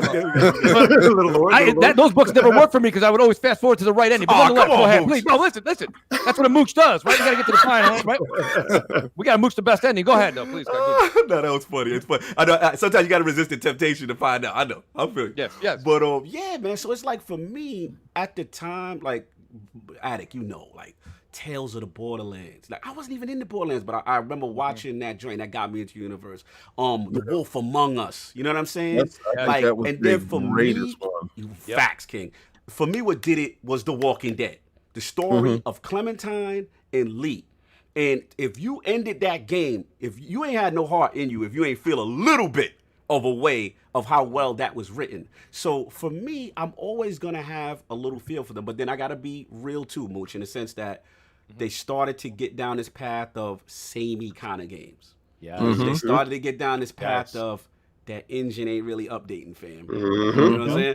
And then you starting to like clout chase, Game of Thrones, Marvel, Batman, Guardians of the Galaxy. Remember? They was like everything they was on. It was like they was doing too much. Same story, different skin. It didn't work out. It bored the audience, I think. Exactly. So it was I don't even think it bored the audience. What I think happened is they would lose out their chance of doing something. Like, they should have did the whole season. They should have been fast and adaptive to it. Now, I think there's a couple ways they could have did it. They could have made sure that because they had their team split between 7 different projects or 6 or whatever.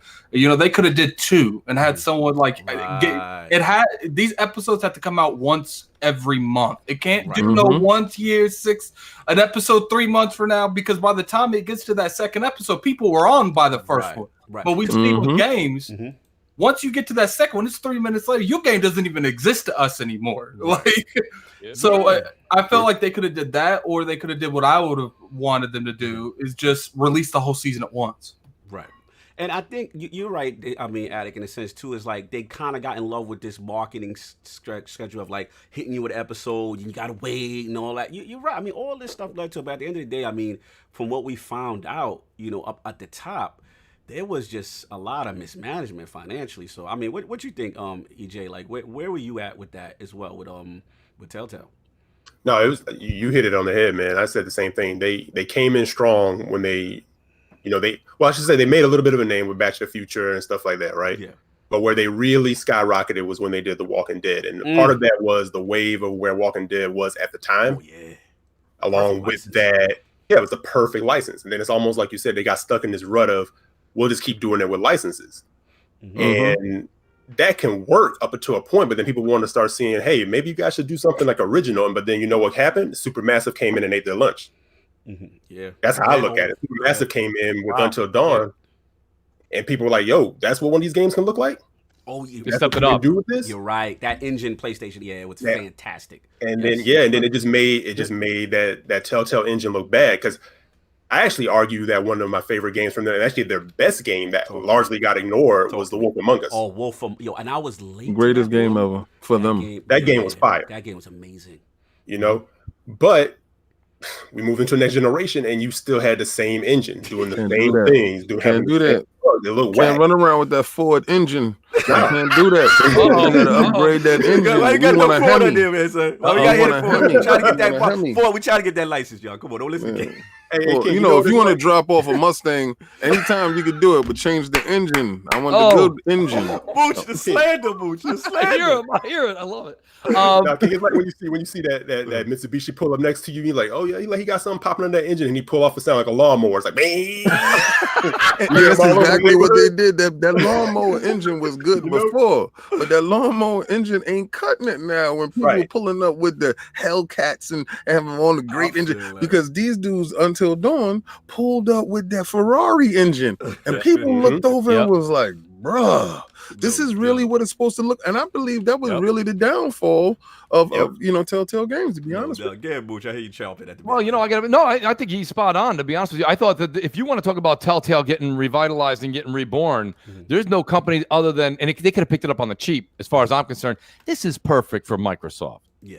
And hear me out, right? I'm going to go ahead. I'm already with you, brother. Right? Talk that talk, Mooch. When people go, Umbrella Academy 2 is coming out, and I can't wait for Daredevil 2.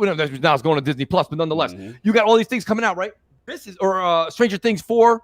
People got to be there. So all of a sudden, you get the new Walking Dead. You get Wolves Among Us 2, right? These are things you have to continuously dip your feet back in the Game Pass, whether you use it for the bangers or not. You're going there for these games. And let me tell you something. This is a moneymaker. This is one of those things that's a hook and sinker, so you get your customer to continuously go back in the pool, and it makes your customer say, you know what? I'm going to do the year-long subscription to Game Pass, because the fact is, I want to know when the next series comes out. I have to know what happens in this progression, right? So these are the things that I think Microsoft should be like looking for, instead of like the Blair Witches of the world. Spend your money on Telltale or those types of things. Get people for continuation. That was what I saw. Now, myself personally, not like you said earlier in the show, let's take a step back. Let me just get out of that. That's the marketing end. That's the business end of it. As far as me, the gamer, I mean, yes, I like what Until Dawn did. I like everything that King said was facts. They brought that to the next level. Yeah. But Telltale, after the initial Walking Dead, and after the Wolves Among Us, it felt like not only was the engine old, I think they just dialed it in. Yeah, dialed it in. It felt like It felt like it almost felt like you could play it with a Pirates patch on. And you didn't get to a point where you didn't care. You were like, oh, they got a new joint coming out, a new license joint. You were like, I don't care. You know the sad part about it? They really, I can't really think of a bad game they made too. Like I really can't. Like all of them were well told. They were good stories. They were good games. Well, people didn't care for Thrones that much. They didn't. I liked it too. I didn't see what the problem was. But one of the biggest issues that they had is they had companies like Square Enix making Life is Strange that did what they did better. They had companies like Supermassive that did what they did better, and they never tried to compete with them. They just kept trying to do what they're doing. Yeah, I want to bring this back to Mooch before I give it to King. What do you feel, Mooch, about the contingency, the side that, I mean, there is a legit boycott going on right now. You know what I'm saying? Where they're like, yo, don't support this reanimated corpse with Telltale. They laid off their staff, got snapped up by shady millionaires, and now they're hiring people back as freelancers without benefits. Get your games elsewhere. This is Polygon right now. I mean, this is a person who tweeted at Polygon. This is not Polygon saying this. Sorry, continue. Right. I think that this is interesting because I'm glad you brought that up, Cognito. I've said that this is something that they would probably do. I just said it actually on MNC this morning. I said, you have a big wig company go out there, scoop this up on the cheap. They're going to go out there, get all the nostalgia factor for people that now haven't played a Telltale game in a minute. And they're going to say, you know what? I'm all down for this. I'm going to pay. I'm going to put that $30, $40 out there, scoop it up. And then they're going to drop it. Right? So it's a quick investment. It's like picking up a stock that's hot. Right? Thing blasts it. You split. The stock splits. You make all that money. What do you do to make? Sell that stock. So this is, so I don't really blame people for feeling that. My advice is this. It's kind of a neutral stance on it. And my stance is look at the product. If it's a product you want to play, I listen, boycotting and all that ain't going to, when people say boycott Walmart, people were doing that a couple weeks ago. Still took me like 80 rows till I could find a parking spot. Ain't nobody boycotting Walmart, right? Nobody's boycotting Walmart. So my point is like no one's going to boycott this game. But if the game interests you, play the game. If it doesn't, and it looks like a quick grab just to make a couple dollars, just like I did with the last 15 that they made, it's a hard pass. No, I agree. King, let's get you in on this. Let's get to that super chat real quick. Philly Eagles about to drop out. Shout out to the Philly Eagle, man. Salute that brother. Follow super chat. Peace to everyone in the realm, panel, and chat. Have a great day. I gotta head out. Taking the kids to the movies. That's what's up. Take the little lords to the movies. That's what's up. But yeah, man, King, man, where you at with this Telltale thing, man? Where you sitting? Now, as far as this boycott thing, let's not support the reanimated corpse, the dead shell of the situation. Listen. A lot of times, what y'all don't understand, and a lot of companies, a lot of guys are gone, and then somebody else comes and purchases the name, and then put out stuff under that name. So when you're gonna boycott that one thing, boycott everything. Don't choose to boycott. Be for real. Live your stand. That's what happened to Nordic. Yeah. THQ. So what I'm gonna say with this is, you're saying that they hiring them as freelancers, but they were out of work. Yeah. So they're hiring these guys. I don't care what capacity that they're hiring them. They're working. So don't you sit there and boycott these guys working because you're boycotting them working. So maybe their joint is based off of their performance. So you're out here talking about you're going to boycott the people that you want to support. This is where you're talking out of both sides of your mouth. Let the game come out. You don't even know what game that they're doing. They might do a game that you're truly interested in, but you done backed yourself into a corner yelling out from the highest mountain that I'm going to boycott them, but they're playing your game. Now they do end game for you, and then you're sitting there like, oh, God. Now I got to go back on my word. Now you're eating crow. Now people on Twitter beating the brakes off of you. How the hell and let it play out. Not everybody needs to be heard. Right. Okay. Now, as far as them go, listen, my hard drive crashed this week. You guys know that. Yeah. And I'm reinstalling my games. I have a boatload of Telltale games that I didn't get to because I was playing Wolf Among Us. I have the Batman. I have the Guardians. I have not the Lord of the Rings. What's that? Game of Thrones. Yeah. I have all of them. So when I was downloading them, I said, "Yo, I'm getting back into that to finish that off." And in playing these games, I realized how great they were. So when certain people looked up and saw them coming back and they were like, oh man, but they don't have, I was elated at this fact. Now to Mooch's point, I've been said that they're supposed to be in Game Pass. Yeah. That was a no-brainer. I thought that was very smart. But I think that the deal that they have with Life is Strange really does something to that deal. You don't want it to be, let's say you got 200 games in Game Pass. You don't want 40 of those games to be Telltale type games. Right. So then that takes your what your diversity is to a different population. So I don't know like the business end of it, but what I like it there, yes. What would you feel if they took on that company and they gave them Microsoft IPs to do in Game Pass?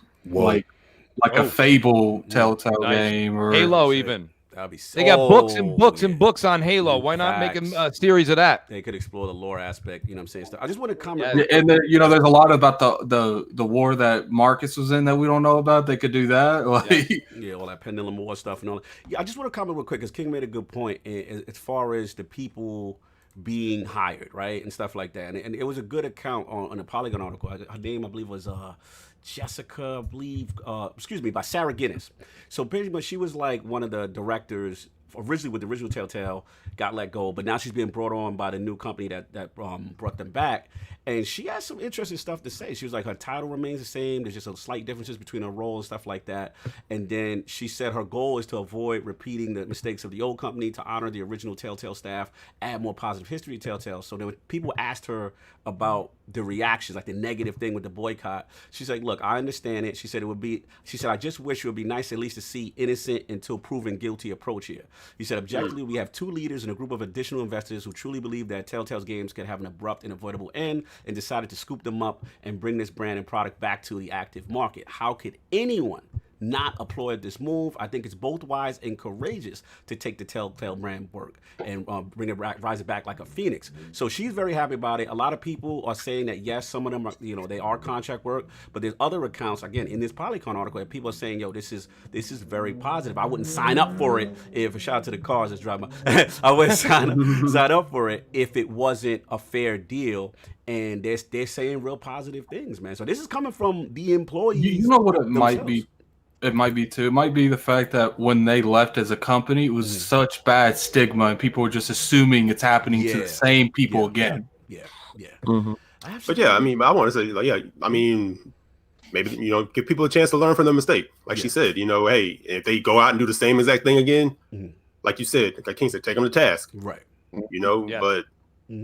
This whole jumping ahead, I'm about to boycott and I'm done, and people, I don't know, the outrage culture is too much sometimes, man.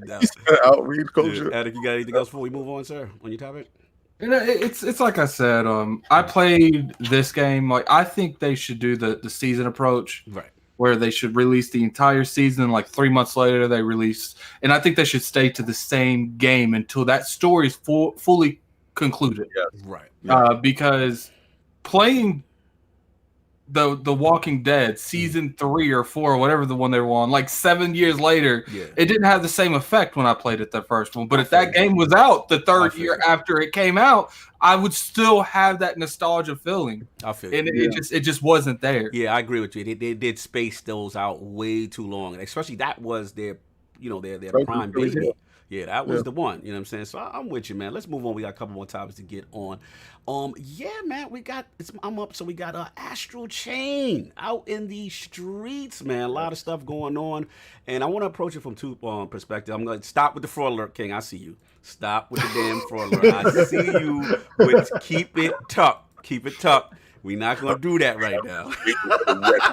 But I want to bring this to the laws on two fronts. One, I'll just briefly, explain my experience with the game, because I'm assuming a lot of the panel did not pick it up. That's why my man EJ's in here. So let's get that out the way.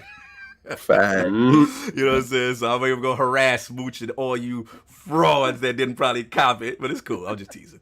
But all jokes aside, I mean, as far as Astral, we know the history. We know it's platinum. All that good stuff. And for me personally, I've been caping for this thing since I first saw it in the direct like a couple months ago. So, yeah, man, it's just classic platinum, over the top, stylish, you know what I'm saying? But the thing that surprised me was just this really deep chain system that you have with that Legion that you're attached to. So that part was really cool. I think what was dope, King, that you're going to like, it's literally like an afternoon cartoon. Like, it's like, bro, when you start the game, there's a theme song. Bro, it's like you came home from school on Saturday morning, one cartoon, and you watching Silverhawks or Thundercat. Like, this is that. I'm like, how the hero got a theme song? Like, and it's real live band, y'all. Like, it's crazy. So you got that going on right now. Shout out to the music in the game, yo, EJ. The police station beat, the club bangers, the club bangers, son. Like, I was feeling it, And the thing that really surprised me was two things. One, they have this detective investigative thing, right? Yeah. Where the game is kind of like you on your cop investigation, you're putting clues together, you're putting stuff together like real police. Then you got this other part, obviously, with the action, which is more Devil May Cry, the stylish, over the top, the bombastic, all that. And then also you got the platforming, which I didn't expect. I didn't expect there was going to be any platforming. So I think what really took it over for me, EJ, and I'll give it to you, is that the tutorial. Because when I did the tutorial, I didn't realize how deep the game was. I literally just thought it was some simple hack and slash. Like, King, they talking about you can attach your man to the chain, right? The Legion. You can control the Legion with the right analog. You can have him wrap around somebody, lock them up, and then y'all get y'all business on. Or like if big bosses come at y'all, you could separate from your Legion, create like this line, and catch them like a rubber band and fling them back. Like, fam, it is so fire, that mechanic. You feel outworldly. You feel like you doing especially some when they slow it down and then you get the slingshot effect. It's like, okay, I see what you guys are up to. I see what you're doing, bro. Y'all thought about this one. Yeah, man. This is a unique thing. This is not like some joint that you've seen before. That's what I want to stress to people. Cognito, how's the game holding up though as far as the Switch? Is it made? Because let me tell you something. I've seen a lot of video on it, and no, you're right. I did not buy this game, but it has made the Mooch radar. I'm not gonna lie to you, but I will say this much. Yeah. I'm slightly concerned when I see that amount of action, platforming, like you said. Like the effects, the color, the light particles. When I see all that happening on a Switch, I've played games on a Switch, I get a little concerned. Here's the deal. As far as the frame rate with 30, we're locked. But the thing I will give you is, Switch with their anti-aliasing. It's just, the edges and the thing. I think it's actually more worse when you put it in dock. Because in handheld, I was okay. But when, like, dock, certain cinematics look fantastic. But then you start to see the roughness and certain stuff. But I will say there's a ton of stuff going on. And from what I experienced, I didn't have a lot of slowdown. But I'm going to give it to EJ. I've been talking a lot. EJ, you've been playing for a couple hours and stuff like that. I know you copped. I brought you on. Like, where is your head with Astral Chain? Yeah, like you said, it's all the way platinum. And it's from what I'm telling so far, it's the best of platinum. It's the A squad, right? But all those things are in there. It's not. Come on, King. Let me stand for a minute. He had to throw the caveat out there. Yo, just letting you know. Is the A squad? The Alpha squad. Because I know it's coming up. I know it's coming up. You absolutely have the A squad and you have the bench. and you know you know what the bench can deliver from platinum, right? So, but there's definitely some thought that went into like the gameplay mechanics of what they're doing. Like I'm a fan of Bayonetta, but I will admit Bayonetta it can kind of be, you know, you put it on autopilot at times. You know, you just rocking the combos, you make sure to dodge. Now the dodge mechanic is here, but they've also made it to where you're not gonna just spam the dodge. Yes. Because they will crowd you and they will make you pay for it. Yes. You have to think out methodically where the arena is, what you're doing, and use those mechanics. They're gonna force you to use them. You're not gonna just keep, you know, spamming the attack button or whatever. It's like you gotta use your Legion. You know, and the different things that they're teaching you. And the mechanic of it is there's a little learning curve to it. Right. Like you're not gonna just jump in and be like, you know, like beasting it and being like a master at it. You know what I'm saying? You really have to think out, okay, I got this to use, I got that to use, and how that, you know, that comes out. Now, the one thing like Mooch was asking about how, you know, it's handling the frame rates and stuff like that. It was a smart idea to go with the cell shaded like style. That's very much a benefit. It's like they knew the equipment that they were working with. You know, would it shine probably a lot more on a PS4, Xbox One? Absolutely. But it's definitely not doing anything.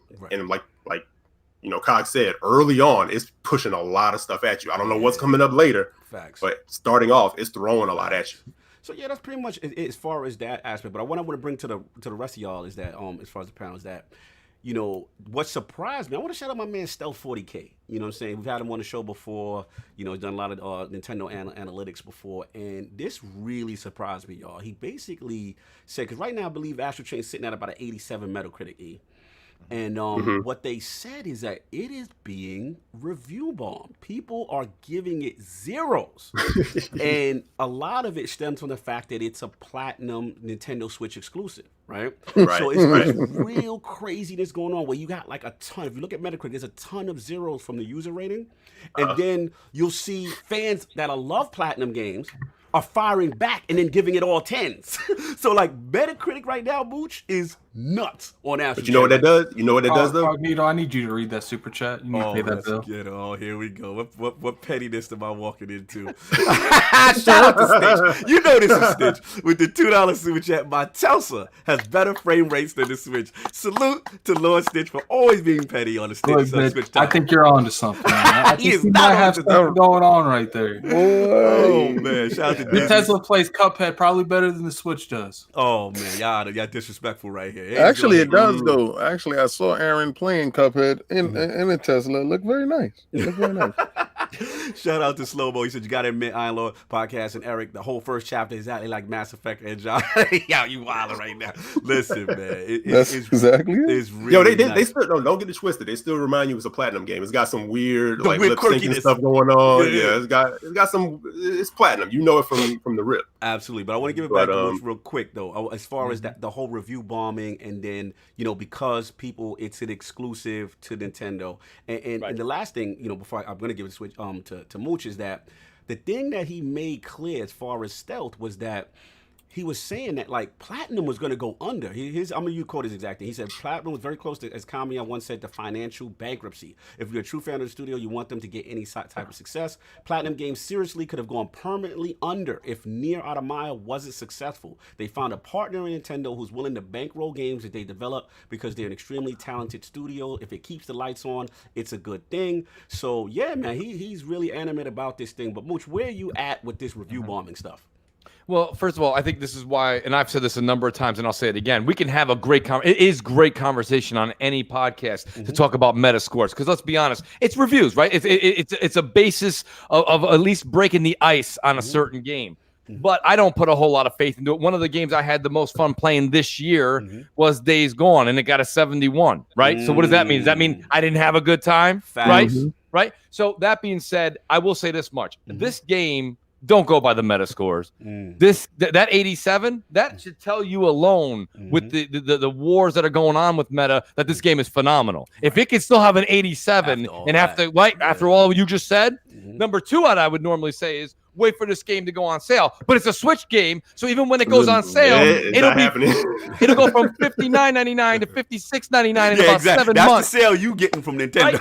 I got people who are big time Mooch fans. They say, Mooch, you won't believe it. That game you wanted?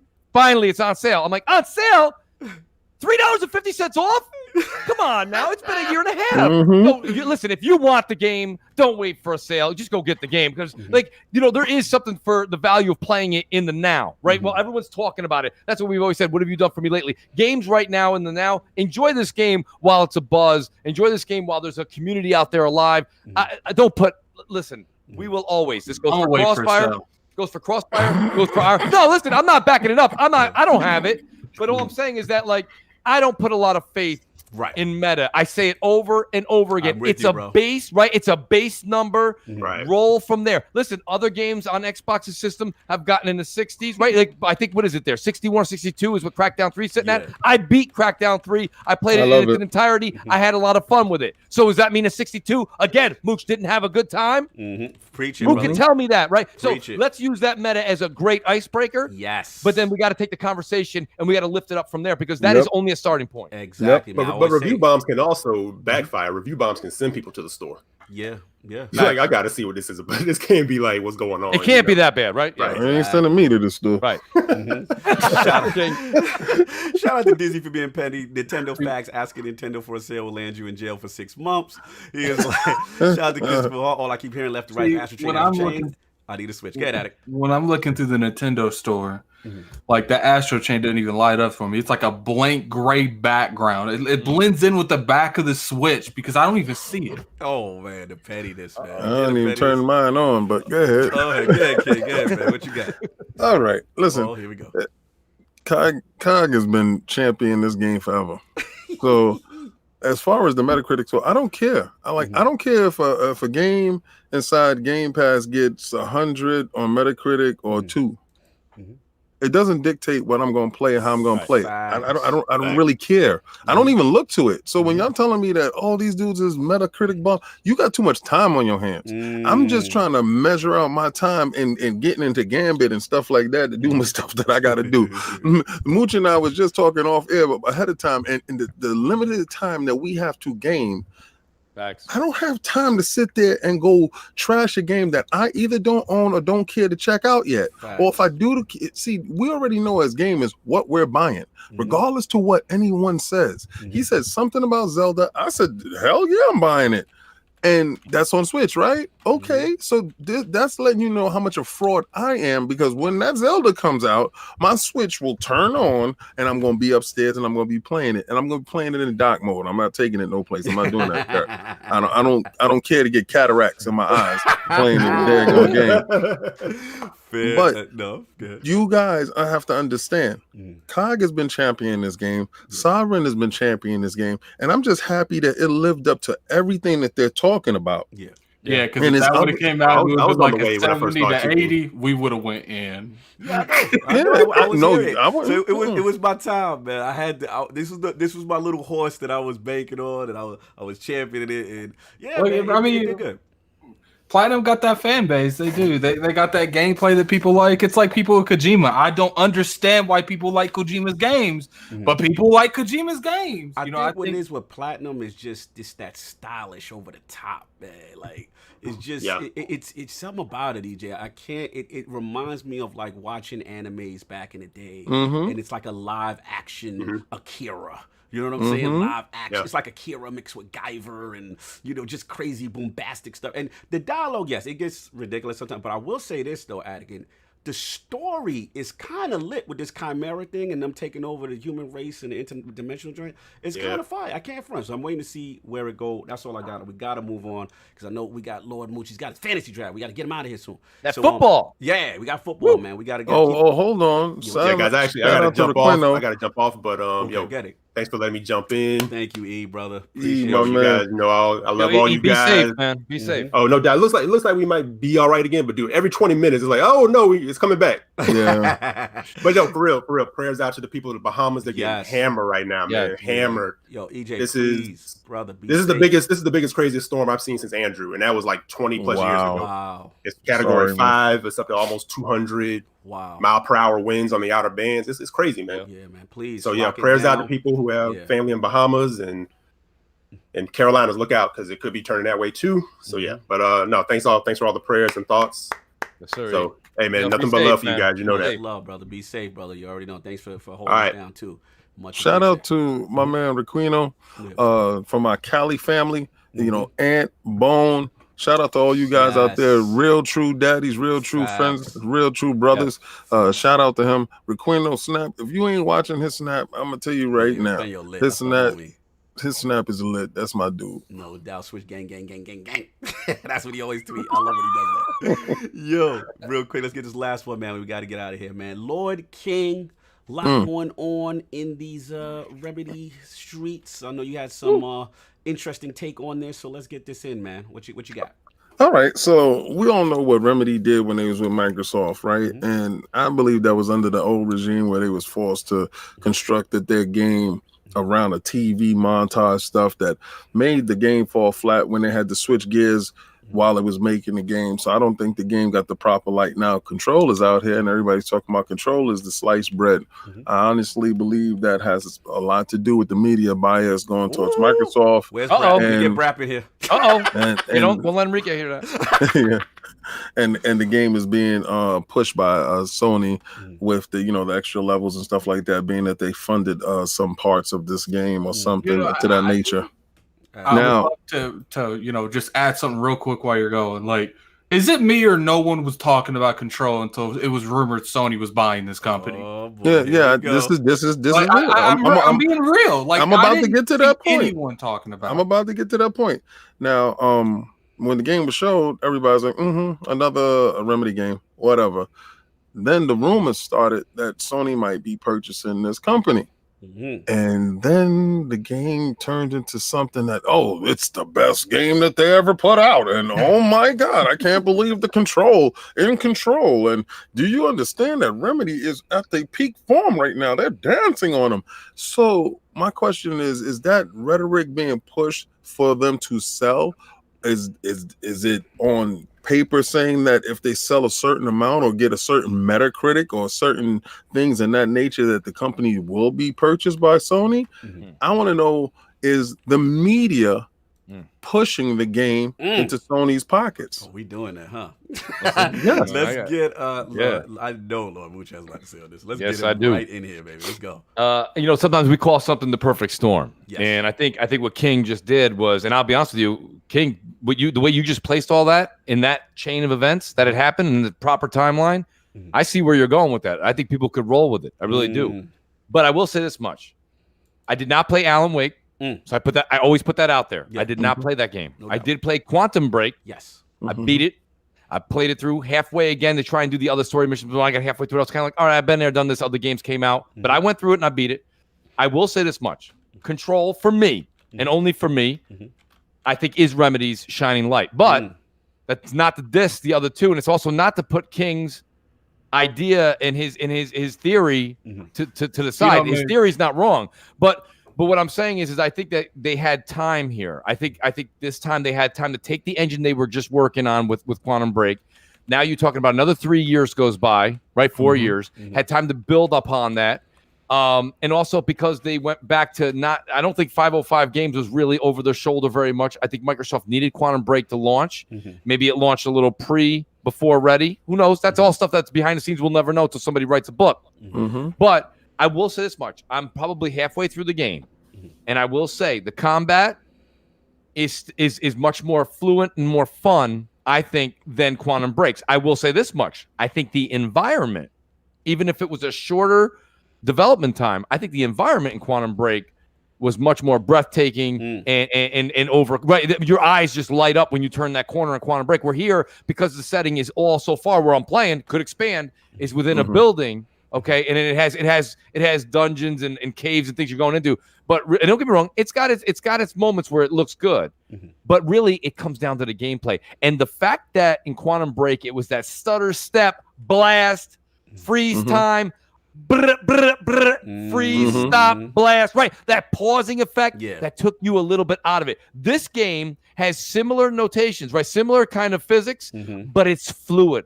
So as you're moving. You're lifting something, slamming it, shooting from the hip, bop, bop, bop, bop, swim again, bursting through. It's fast. It's a faster paced action. Almost gives you that feeling you get from like those games that Platinum puts out. It's that speed you got in this. So what I'm saying to you, right? So anyone who's on the fence right now goes, well, I didn't like Quantum Break too much. this is a clear successor to what Sam Lake and his people want. Now, getting back to King's point, because I kind of went off on the game review side of it, brother. Go nowhere, to get into his point, because his point is valid. I mean, it did pick up some steam once we heard that Sony might acquire them. What about the rumors, Mooch? What about those little innuendos? You saw those? I did. And I mean, to be honest with you, I don't think that I saw all that stuff that came from Guerrilla Games and all that, right? They put those, right, all those packages out there, and on the bottom was like, can't wait till you acquire it. See you in September. It's like, all right. So I can't, we can all break out the magnifying glass and see that. But the point of the matter is, I don't think that necessarily excel. I think the game has to exceed on its own merits. Right. So I'll go ahead and take a step, like King said earlier in the show. I'm going to go ahead and I've been doing this the past couple of days as I'm writing the review up, right? I got to take a step back. I got to not think green, not think blue. Right. I got to think about the game for a second. And I tell you, if this game sucked, if it was beyond playable, I don't care who was buying it. Apple could have bought them. It doesn't matter. The fact of the matter is, it would have just crashed hard. So I think I think that the meta, believe it or not, even though we bashed meta to death, I think the meta that it sits at isn't necessarily a bad score or the wrong score. I think it's sitting right at home where it should. I think it's in that low 80s. You guys can correct me if I'm wrong.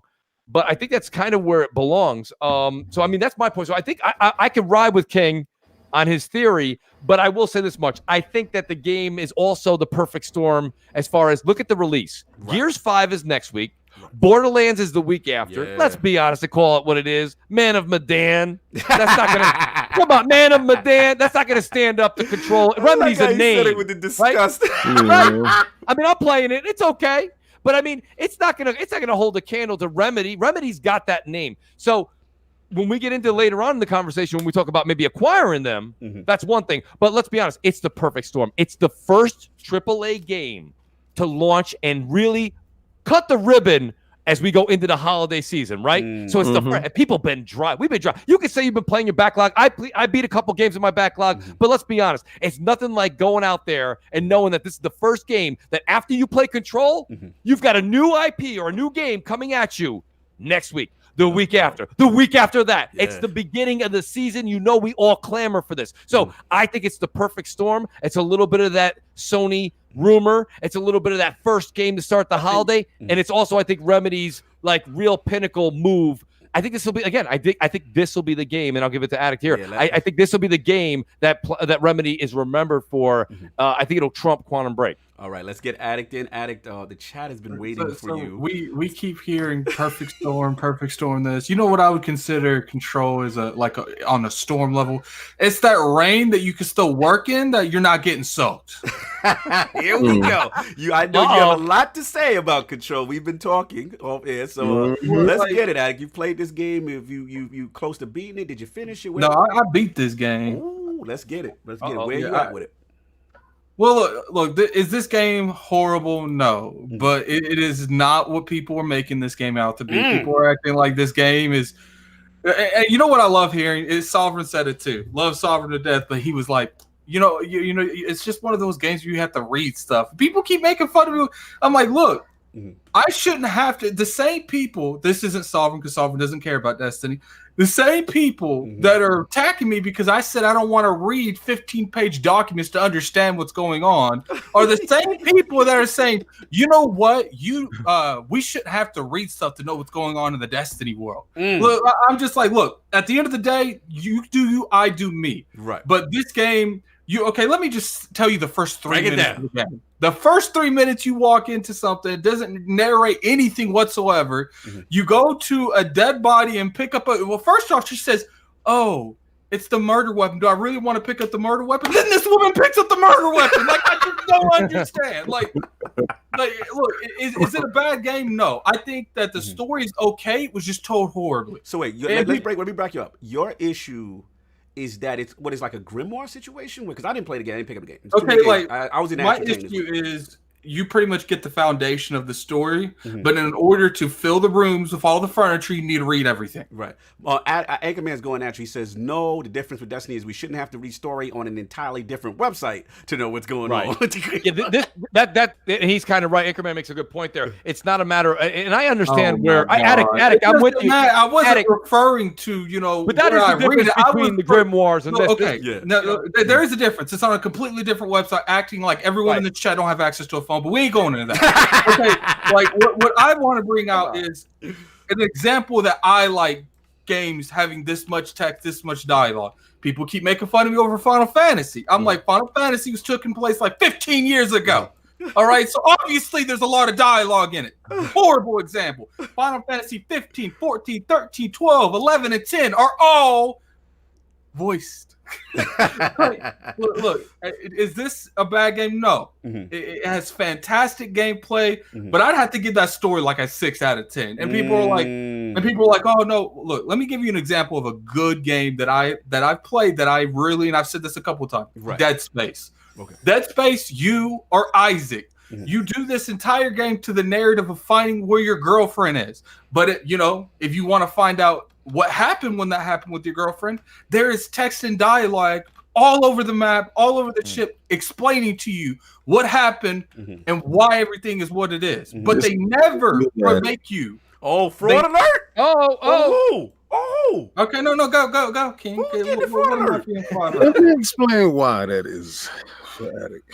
Why you got and I'm going to explain why, because I want you to have that same energy. You know how you do run down the block, you got that energy like, when you get to the next block, I want you to have the same energy. Well, we're on the next block, and I think you lost a little bit. Why don't you explain the story to me?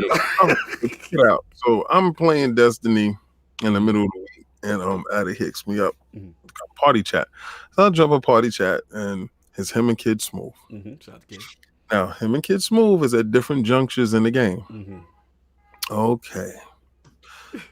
Both of them are at different junctures in the game. We know Attic is further along. No, actually, at that time, he was further along. Oh, he was further along? Okay. Yeah, but I ended up beating the game before. Shout out to Kenny with the $2 super chat. Singing from the Mountains, Attic, overrated. Continue, King. Yeah, see, now, I know that you was going to beat it before him because I'm pretty sure he threw his controller in the garbage. He got frustrated. Because he was explaining how trash the game was. And what's funny is I was like, kid, tell me the story. This man could not tell me. No, he couldn't tell you the story at all. They couldn't tell you the story, and then it was arguing about the control in control. Now, Attic on the other side was like, yeah, it's hot garbage. This is the control is whack. I mean, he said, but one thing I do say is that when you're fighting a boss, you're able to rip stuff off the wall if you run out of bullets or whatever he was saying, because I haven't played it. And he said you can beat them with your powers.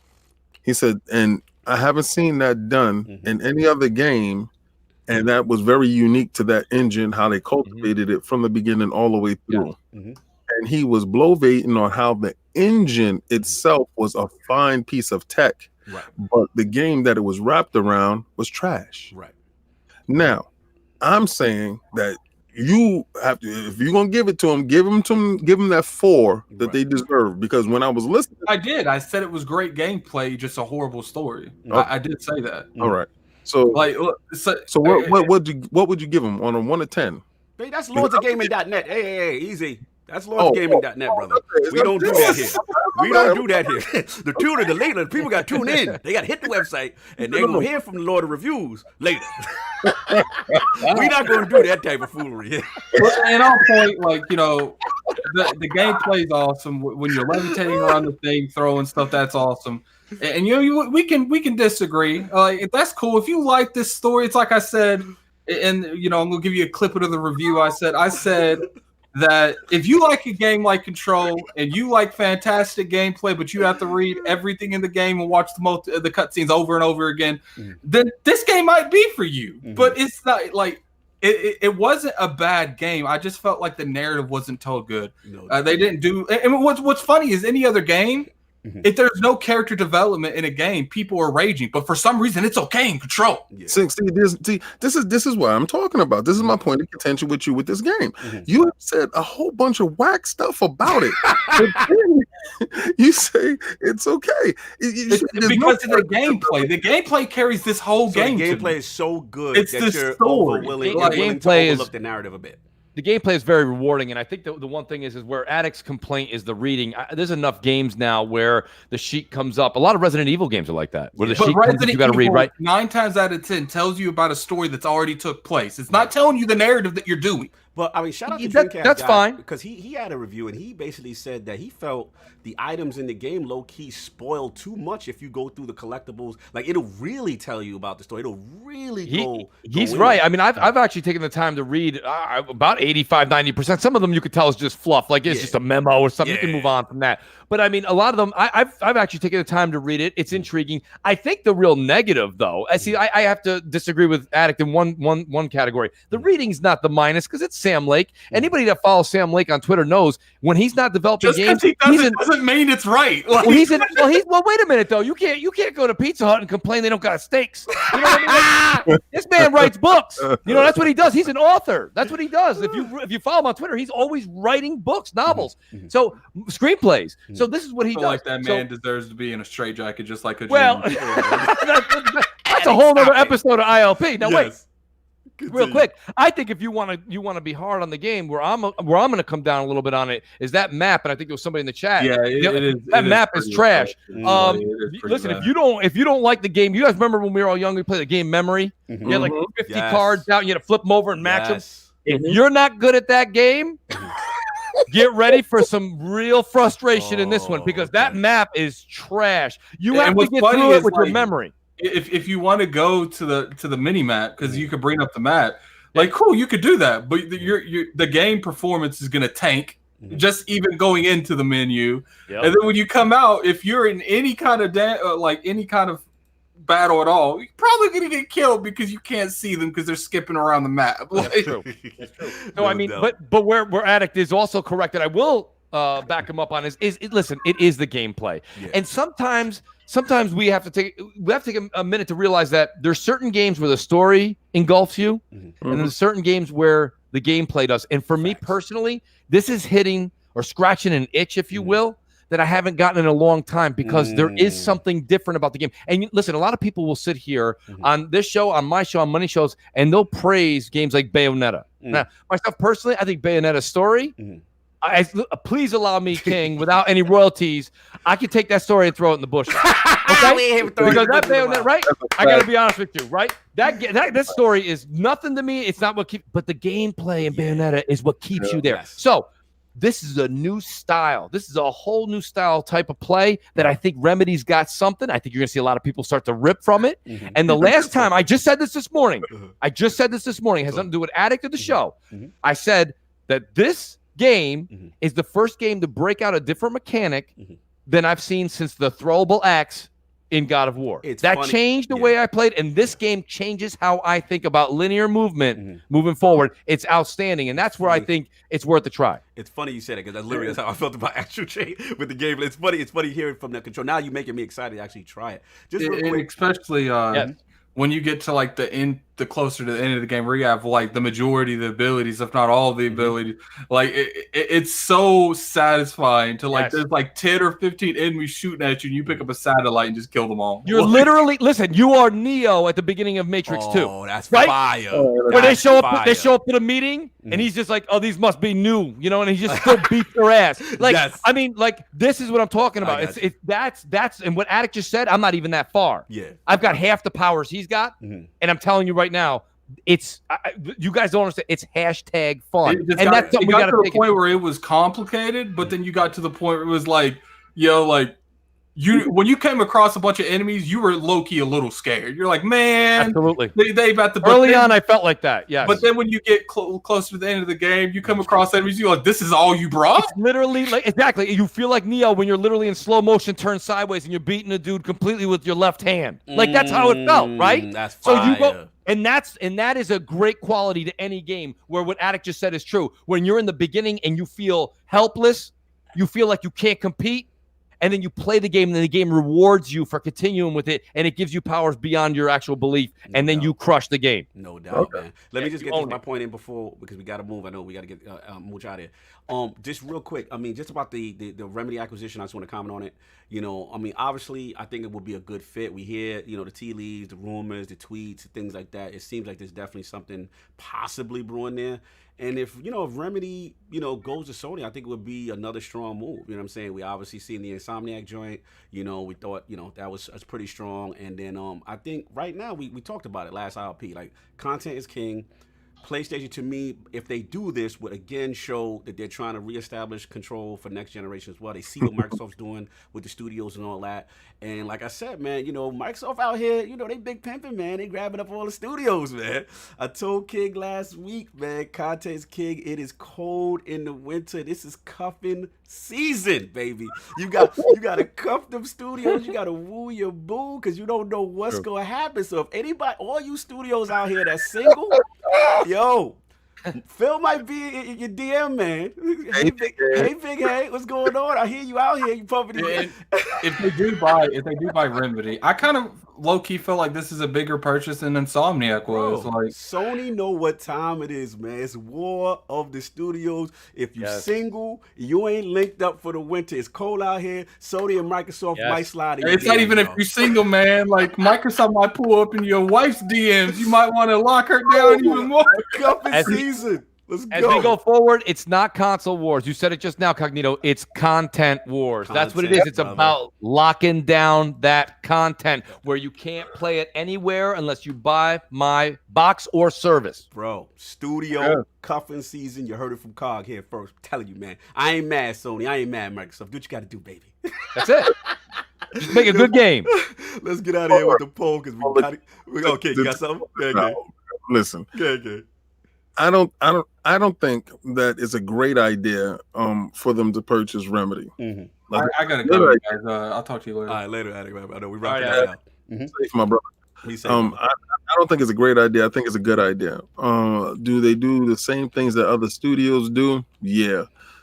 I just don't see where they fit in a timeline. Maybe it's a gap where they can put a game in to co-align with other companies that they do have and they have acquired. But I will say this. Microsoft caught up to Sony. Sony already had 15 studios. Right. Facts. So, Microsoft, everybody's making a big deal because Microsoft is actually trying to compete now. Mm-hmm. So let's call a spade a spade. Yeah, absolutely. Phil went to Satya and said, "Yo, are we in or are we out? What are we doing here?" Right.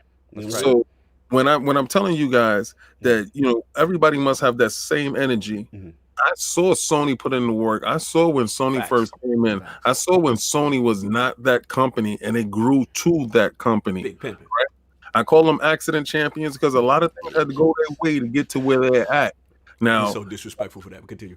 But it's up to the company to take advantage of the stuff that presented to them. I don't care who messes up, but the other company have to take advantage of their opportunities and do that at all costs. Mm-hmm. Right now, them acquiring another studio is strengthening their control over the marketplace. Microsoft purchasing studios is strengthening their huge weakness. Mm-hmm. We got sick and tired of that burger, fries, and the shake. Yep. Now Yes. Exactly. I thought they soured their bed when they put out Quantum Break. Mm-hmm. And it was because of all the stuff that went wrong there. Mm-hmm. They could have been purchased by Microsoft. I always thought there was a Microsoft studio anyway, but they apparently aren't. And they might be purchased by Sony. Is it a good acquisition? Yes. A great acquisition would have been from Microsoft. I think they fit better there. Mm-hmm. But hey, more power to Sony doing what they're doing. Yo, man, let's get out of here. New ILP poll. With the early review of previews of Gears 5 sounding extremely positive, was the gaming community wrong for having initial concerns regarding the lack of campaign showed at E3 for Gears 5? The choices are A, yes, fear-mongering at its finest. Wait until the game is released. B, no campaign shown at E3 was still a huge mistake. Or C, I don't care until I can start smoking again in Gears. Those are the choices. Those are the answers. Please hit the ILP vote when it goes up. Lord Mooch in the building. The return was outstanding. Got the blood boiling, the passion popping. Yes, Crossfire felt a little bit on ILP, man. It's good to have you. What you got going on, brother? Where can the people find you? Well, first, let me just say thank you to all the Lords here. I appreciate being back on the show. It means a lot to come on the show. It really does, because, like I said, open, amazing gaming dialogue is what makes this community that much stronger. It makes us unified. We've got one solid thing in common, and we got to keep preaching that. I want to say thank you so much to King, Addict, Cognito, and shout out to Sovereign. He wasn't here, but Sovereign's one of the first people I reached out to on the Iron Lords, right? Yes. So me and Sav, we hooked it up a minute ago, and shout out to him, man. That's a true gamer and an awesome man. Yes, and shout out to Eric J, who's got to deal with the nonsense of that hurricane. Hopefully it evades Crap not as well, only right? him, Crap as well. I would do a clown. But if we're going to go down that list, there's crap, there's clowns. Clowns. All those guys, right? Lady man. Foxfire. Right. Oh my God! I think the list keeps going on and on. Up. Yo, please, community, hear what Mooch is saying. Please hit these people up, man. Make sure that they're okay. We've got some category storms going on. We got to make sure our gaming brethren are okay. Continue. Yes, please do. And actually, even shout out to Jay the Matrix Gamer. Lots of these guys that are out there that have to deal with this, and I've been talking to them all week. And my God, the preparation they have to go through. I'm talking about water, gasoline, food, prep, boarding up the house, all of that. That's all. I got to be honest with you, something that I couldn't fathom. I mean, we shovel a lot up here in New York, right? Yeah, facts. We got the cold, and people kind of poke fun at it, but we don't have to worry about the situation that they do down there. So heart goes out, and I want to say prayers are out to all those people in the South right there that have to deal with this. But again, real quick, I want to say thank you again. It's the Mooch78 on YouTube. It's twitch.tv, the Mooch78. I try to keep it unified. How you can find the Mooch, right? It's at Mooch1978 on Twitter. Hit me up. Definitely follow. And thank you again to the Iron Lord Podcast, because you guys do a phenomenal job, and you do a job that no other show does. And that is bring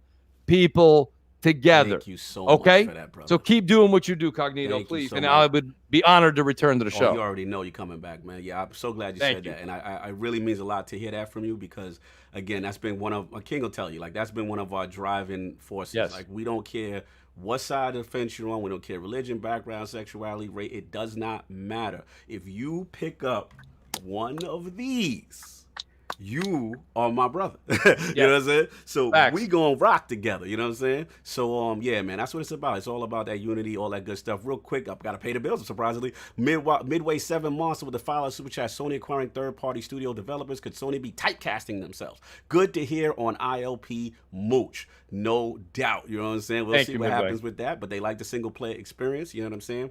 But yeah, man, the chat was live. Thank you for everybody. Let's get again, Lord Eric Jackson for coming in. Salute. You know what I'm saying? And also, we got to get Sav back, hopefully next week. Hopefully he's okay. He's been under the gun. But Lord King, where can the people find you? What you got going on, sir? Okay, well, this week going up, you have, well, first of all, let me say thank you, Mooch, for coming through. Mooch is my King. Mooch is on my Xbox. We game together, all right? So a lot of people do this fraud stuff where they don't even know the guests that come on, and they're not really following these dudes and none of that stuff. No, we actually build a rapport with people, and we actually like the people that we're talking to, and that's everybody. You understand? So it's no phoniness stuff here. You know, Mooch is a real dude. Mooch is a real gamer. Facts. All right, he's out here playing these games, y'all. All right, I'm trying to get Mooch to E3 though. Anyway, next year, I swear on it. Oh, well, there we go. There we go. It's a deal. So listen, this week on King of the Statues, I know y'all see God Emperor doing. Don't play yourself. Let's give him that full extension. LordCognito.net, and you didn't see my review of this statue from Zion Art. If you didn't see, get your behind over there and stop playing with me. Because I'm gonna tell you right now, first of all, that's a custom statue. There's only 50 in the world, all right, and there's only 25 of that color. All right, so I'm one of the few that have that. And I'm privileged and happy that I do have that. This week, I have some important stuff coming up as far as King of the Statues go. We also have Combat Talk with the King coming up with Earl Smith and Sean Porter fighting for that title for the welterweight championship. But I'm going to go into the breakage of the statues, guys. And the next video, what happened to this guy's arm? Oh, the guy, damn, Tony. Was pissed off, but I'm going to give you a lot of my sources on how I do things. As you can see, new statues in the box right there, ready to go. these things happen, and I'm talking with my brother Ainsley on how to do things to prevent these type of things in the future. We will have a great talk on King of the Statues coming up this week, and I do want you guys, if you play Destiny, if you talk any type of looter shooter stuff, make sure you go see The Last Word with Cognito and Ivantis, because these dudes is putting out high quality content. Please go see these guys. Thank you, brother, man. Keeping it alive, man. And yeah, just King, salute. Make sure you get over to King of Statues. LordsOfGaming.net gives you more detailed information, as well as YouTube channel as well. Hit that up. And of course, like King said, my brother Lord Ibantis, we do every Friday 9 a.m. Eastern. We get the YouTube up later on the afternoon. If you want that Destiny, you want that looter shooter discussion, we had great topics to talk about. Shadowkeep. We had Paul Tassi on. We got some big guests lined up, and it's starting to pick up steam. I see the support. Thank you guys so much. You already know. Anything else I got is it. King, do you got anything? Addict, I know had to go, but everybody, please enjoy your Sunday. Mooch, win that fantasy league for me. Thank you. And everybody enjoy your Sunday and have a good one. Bye.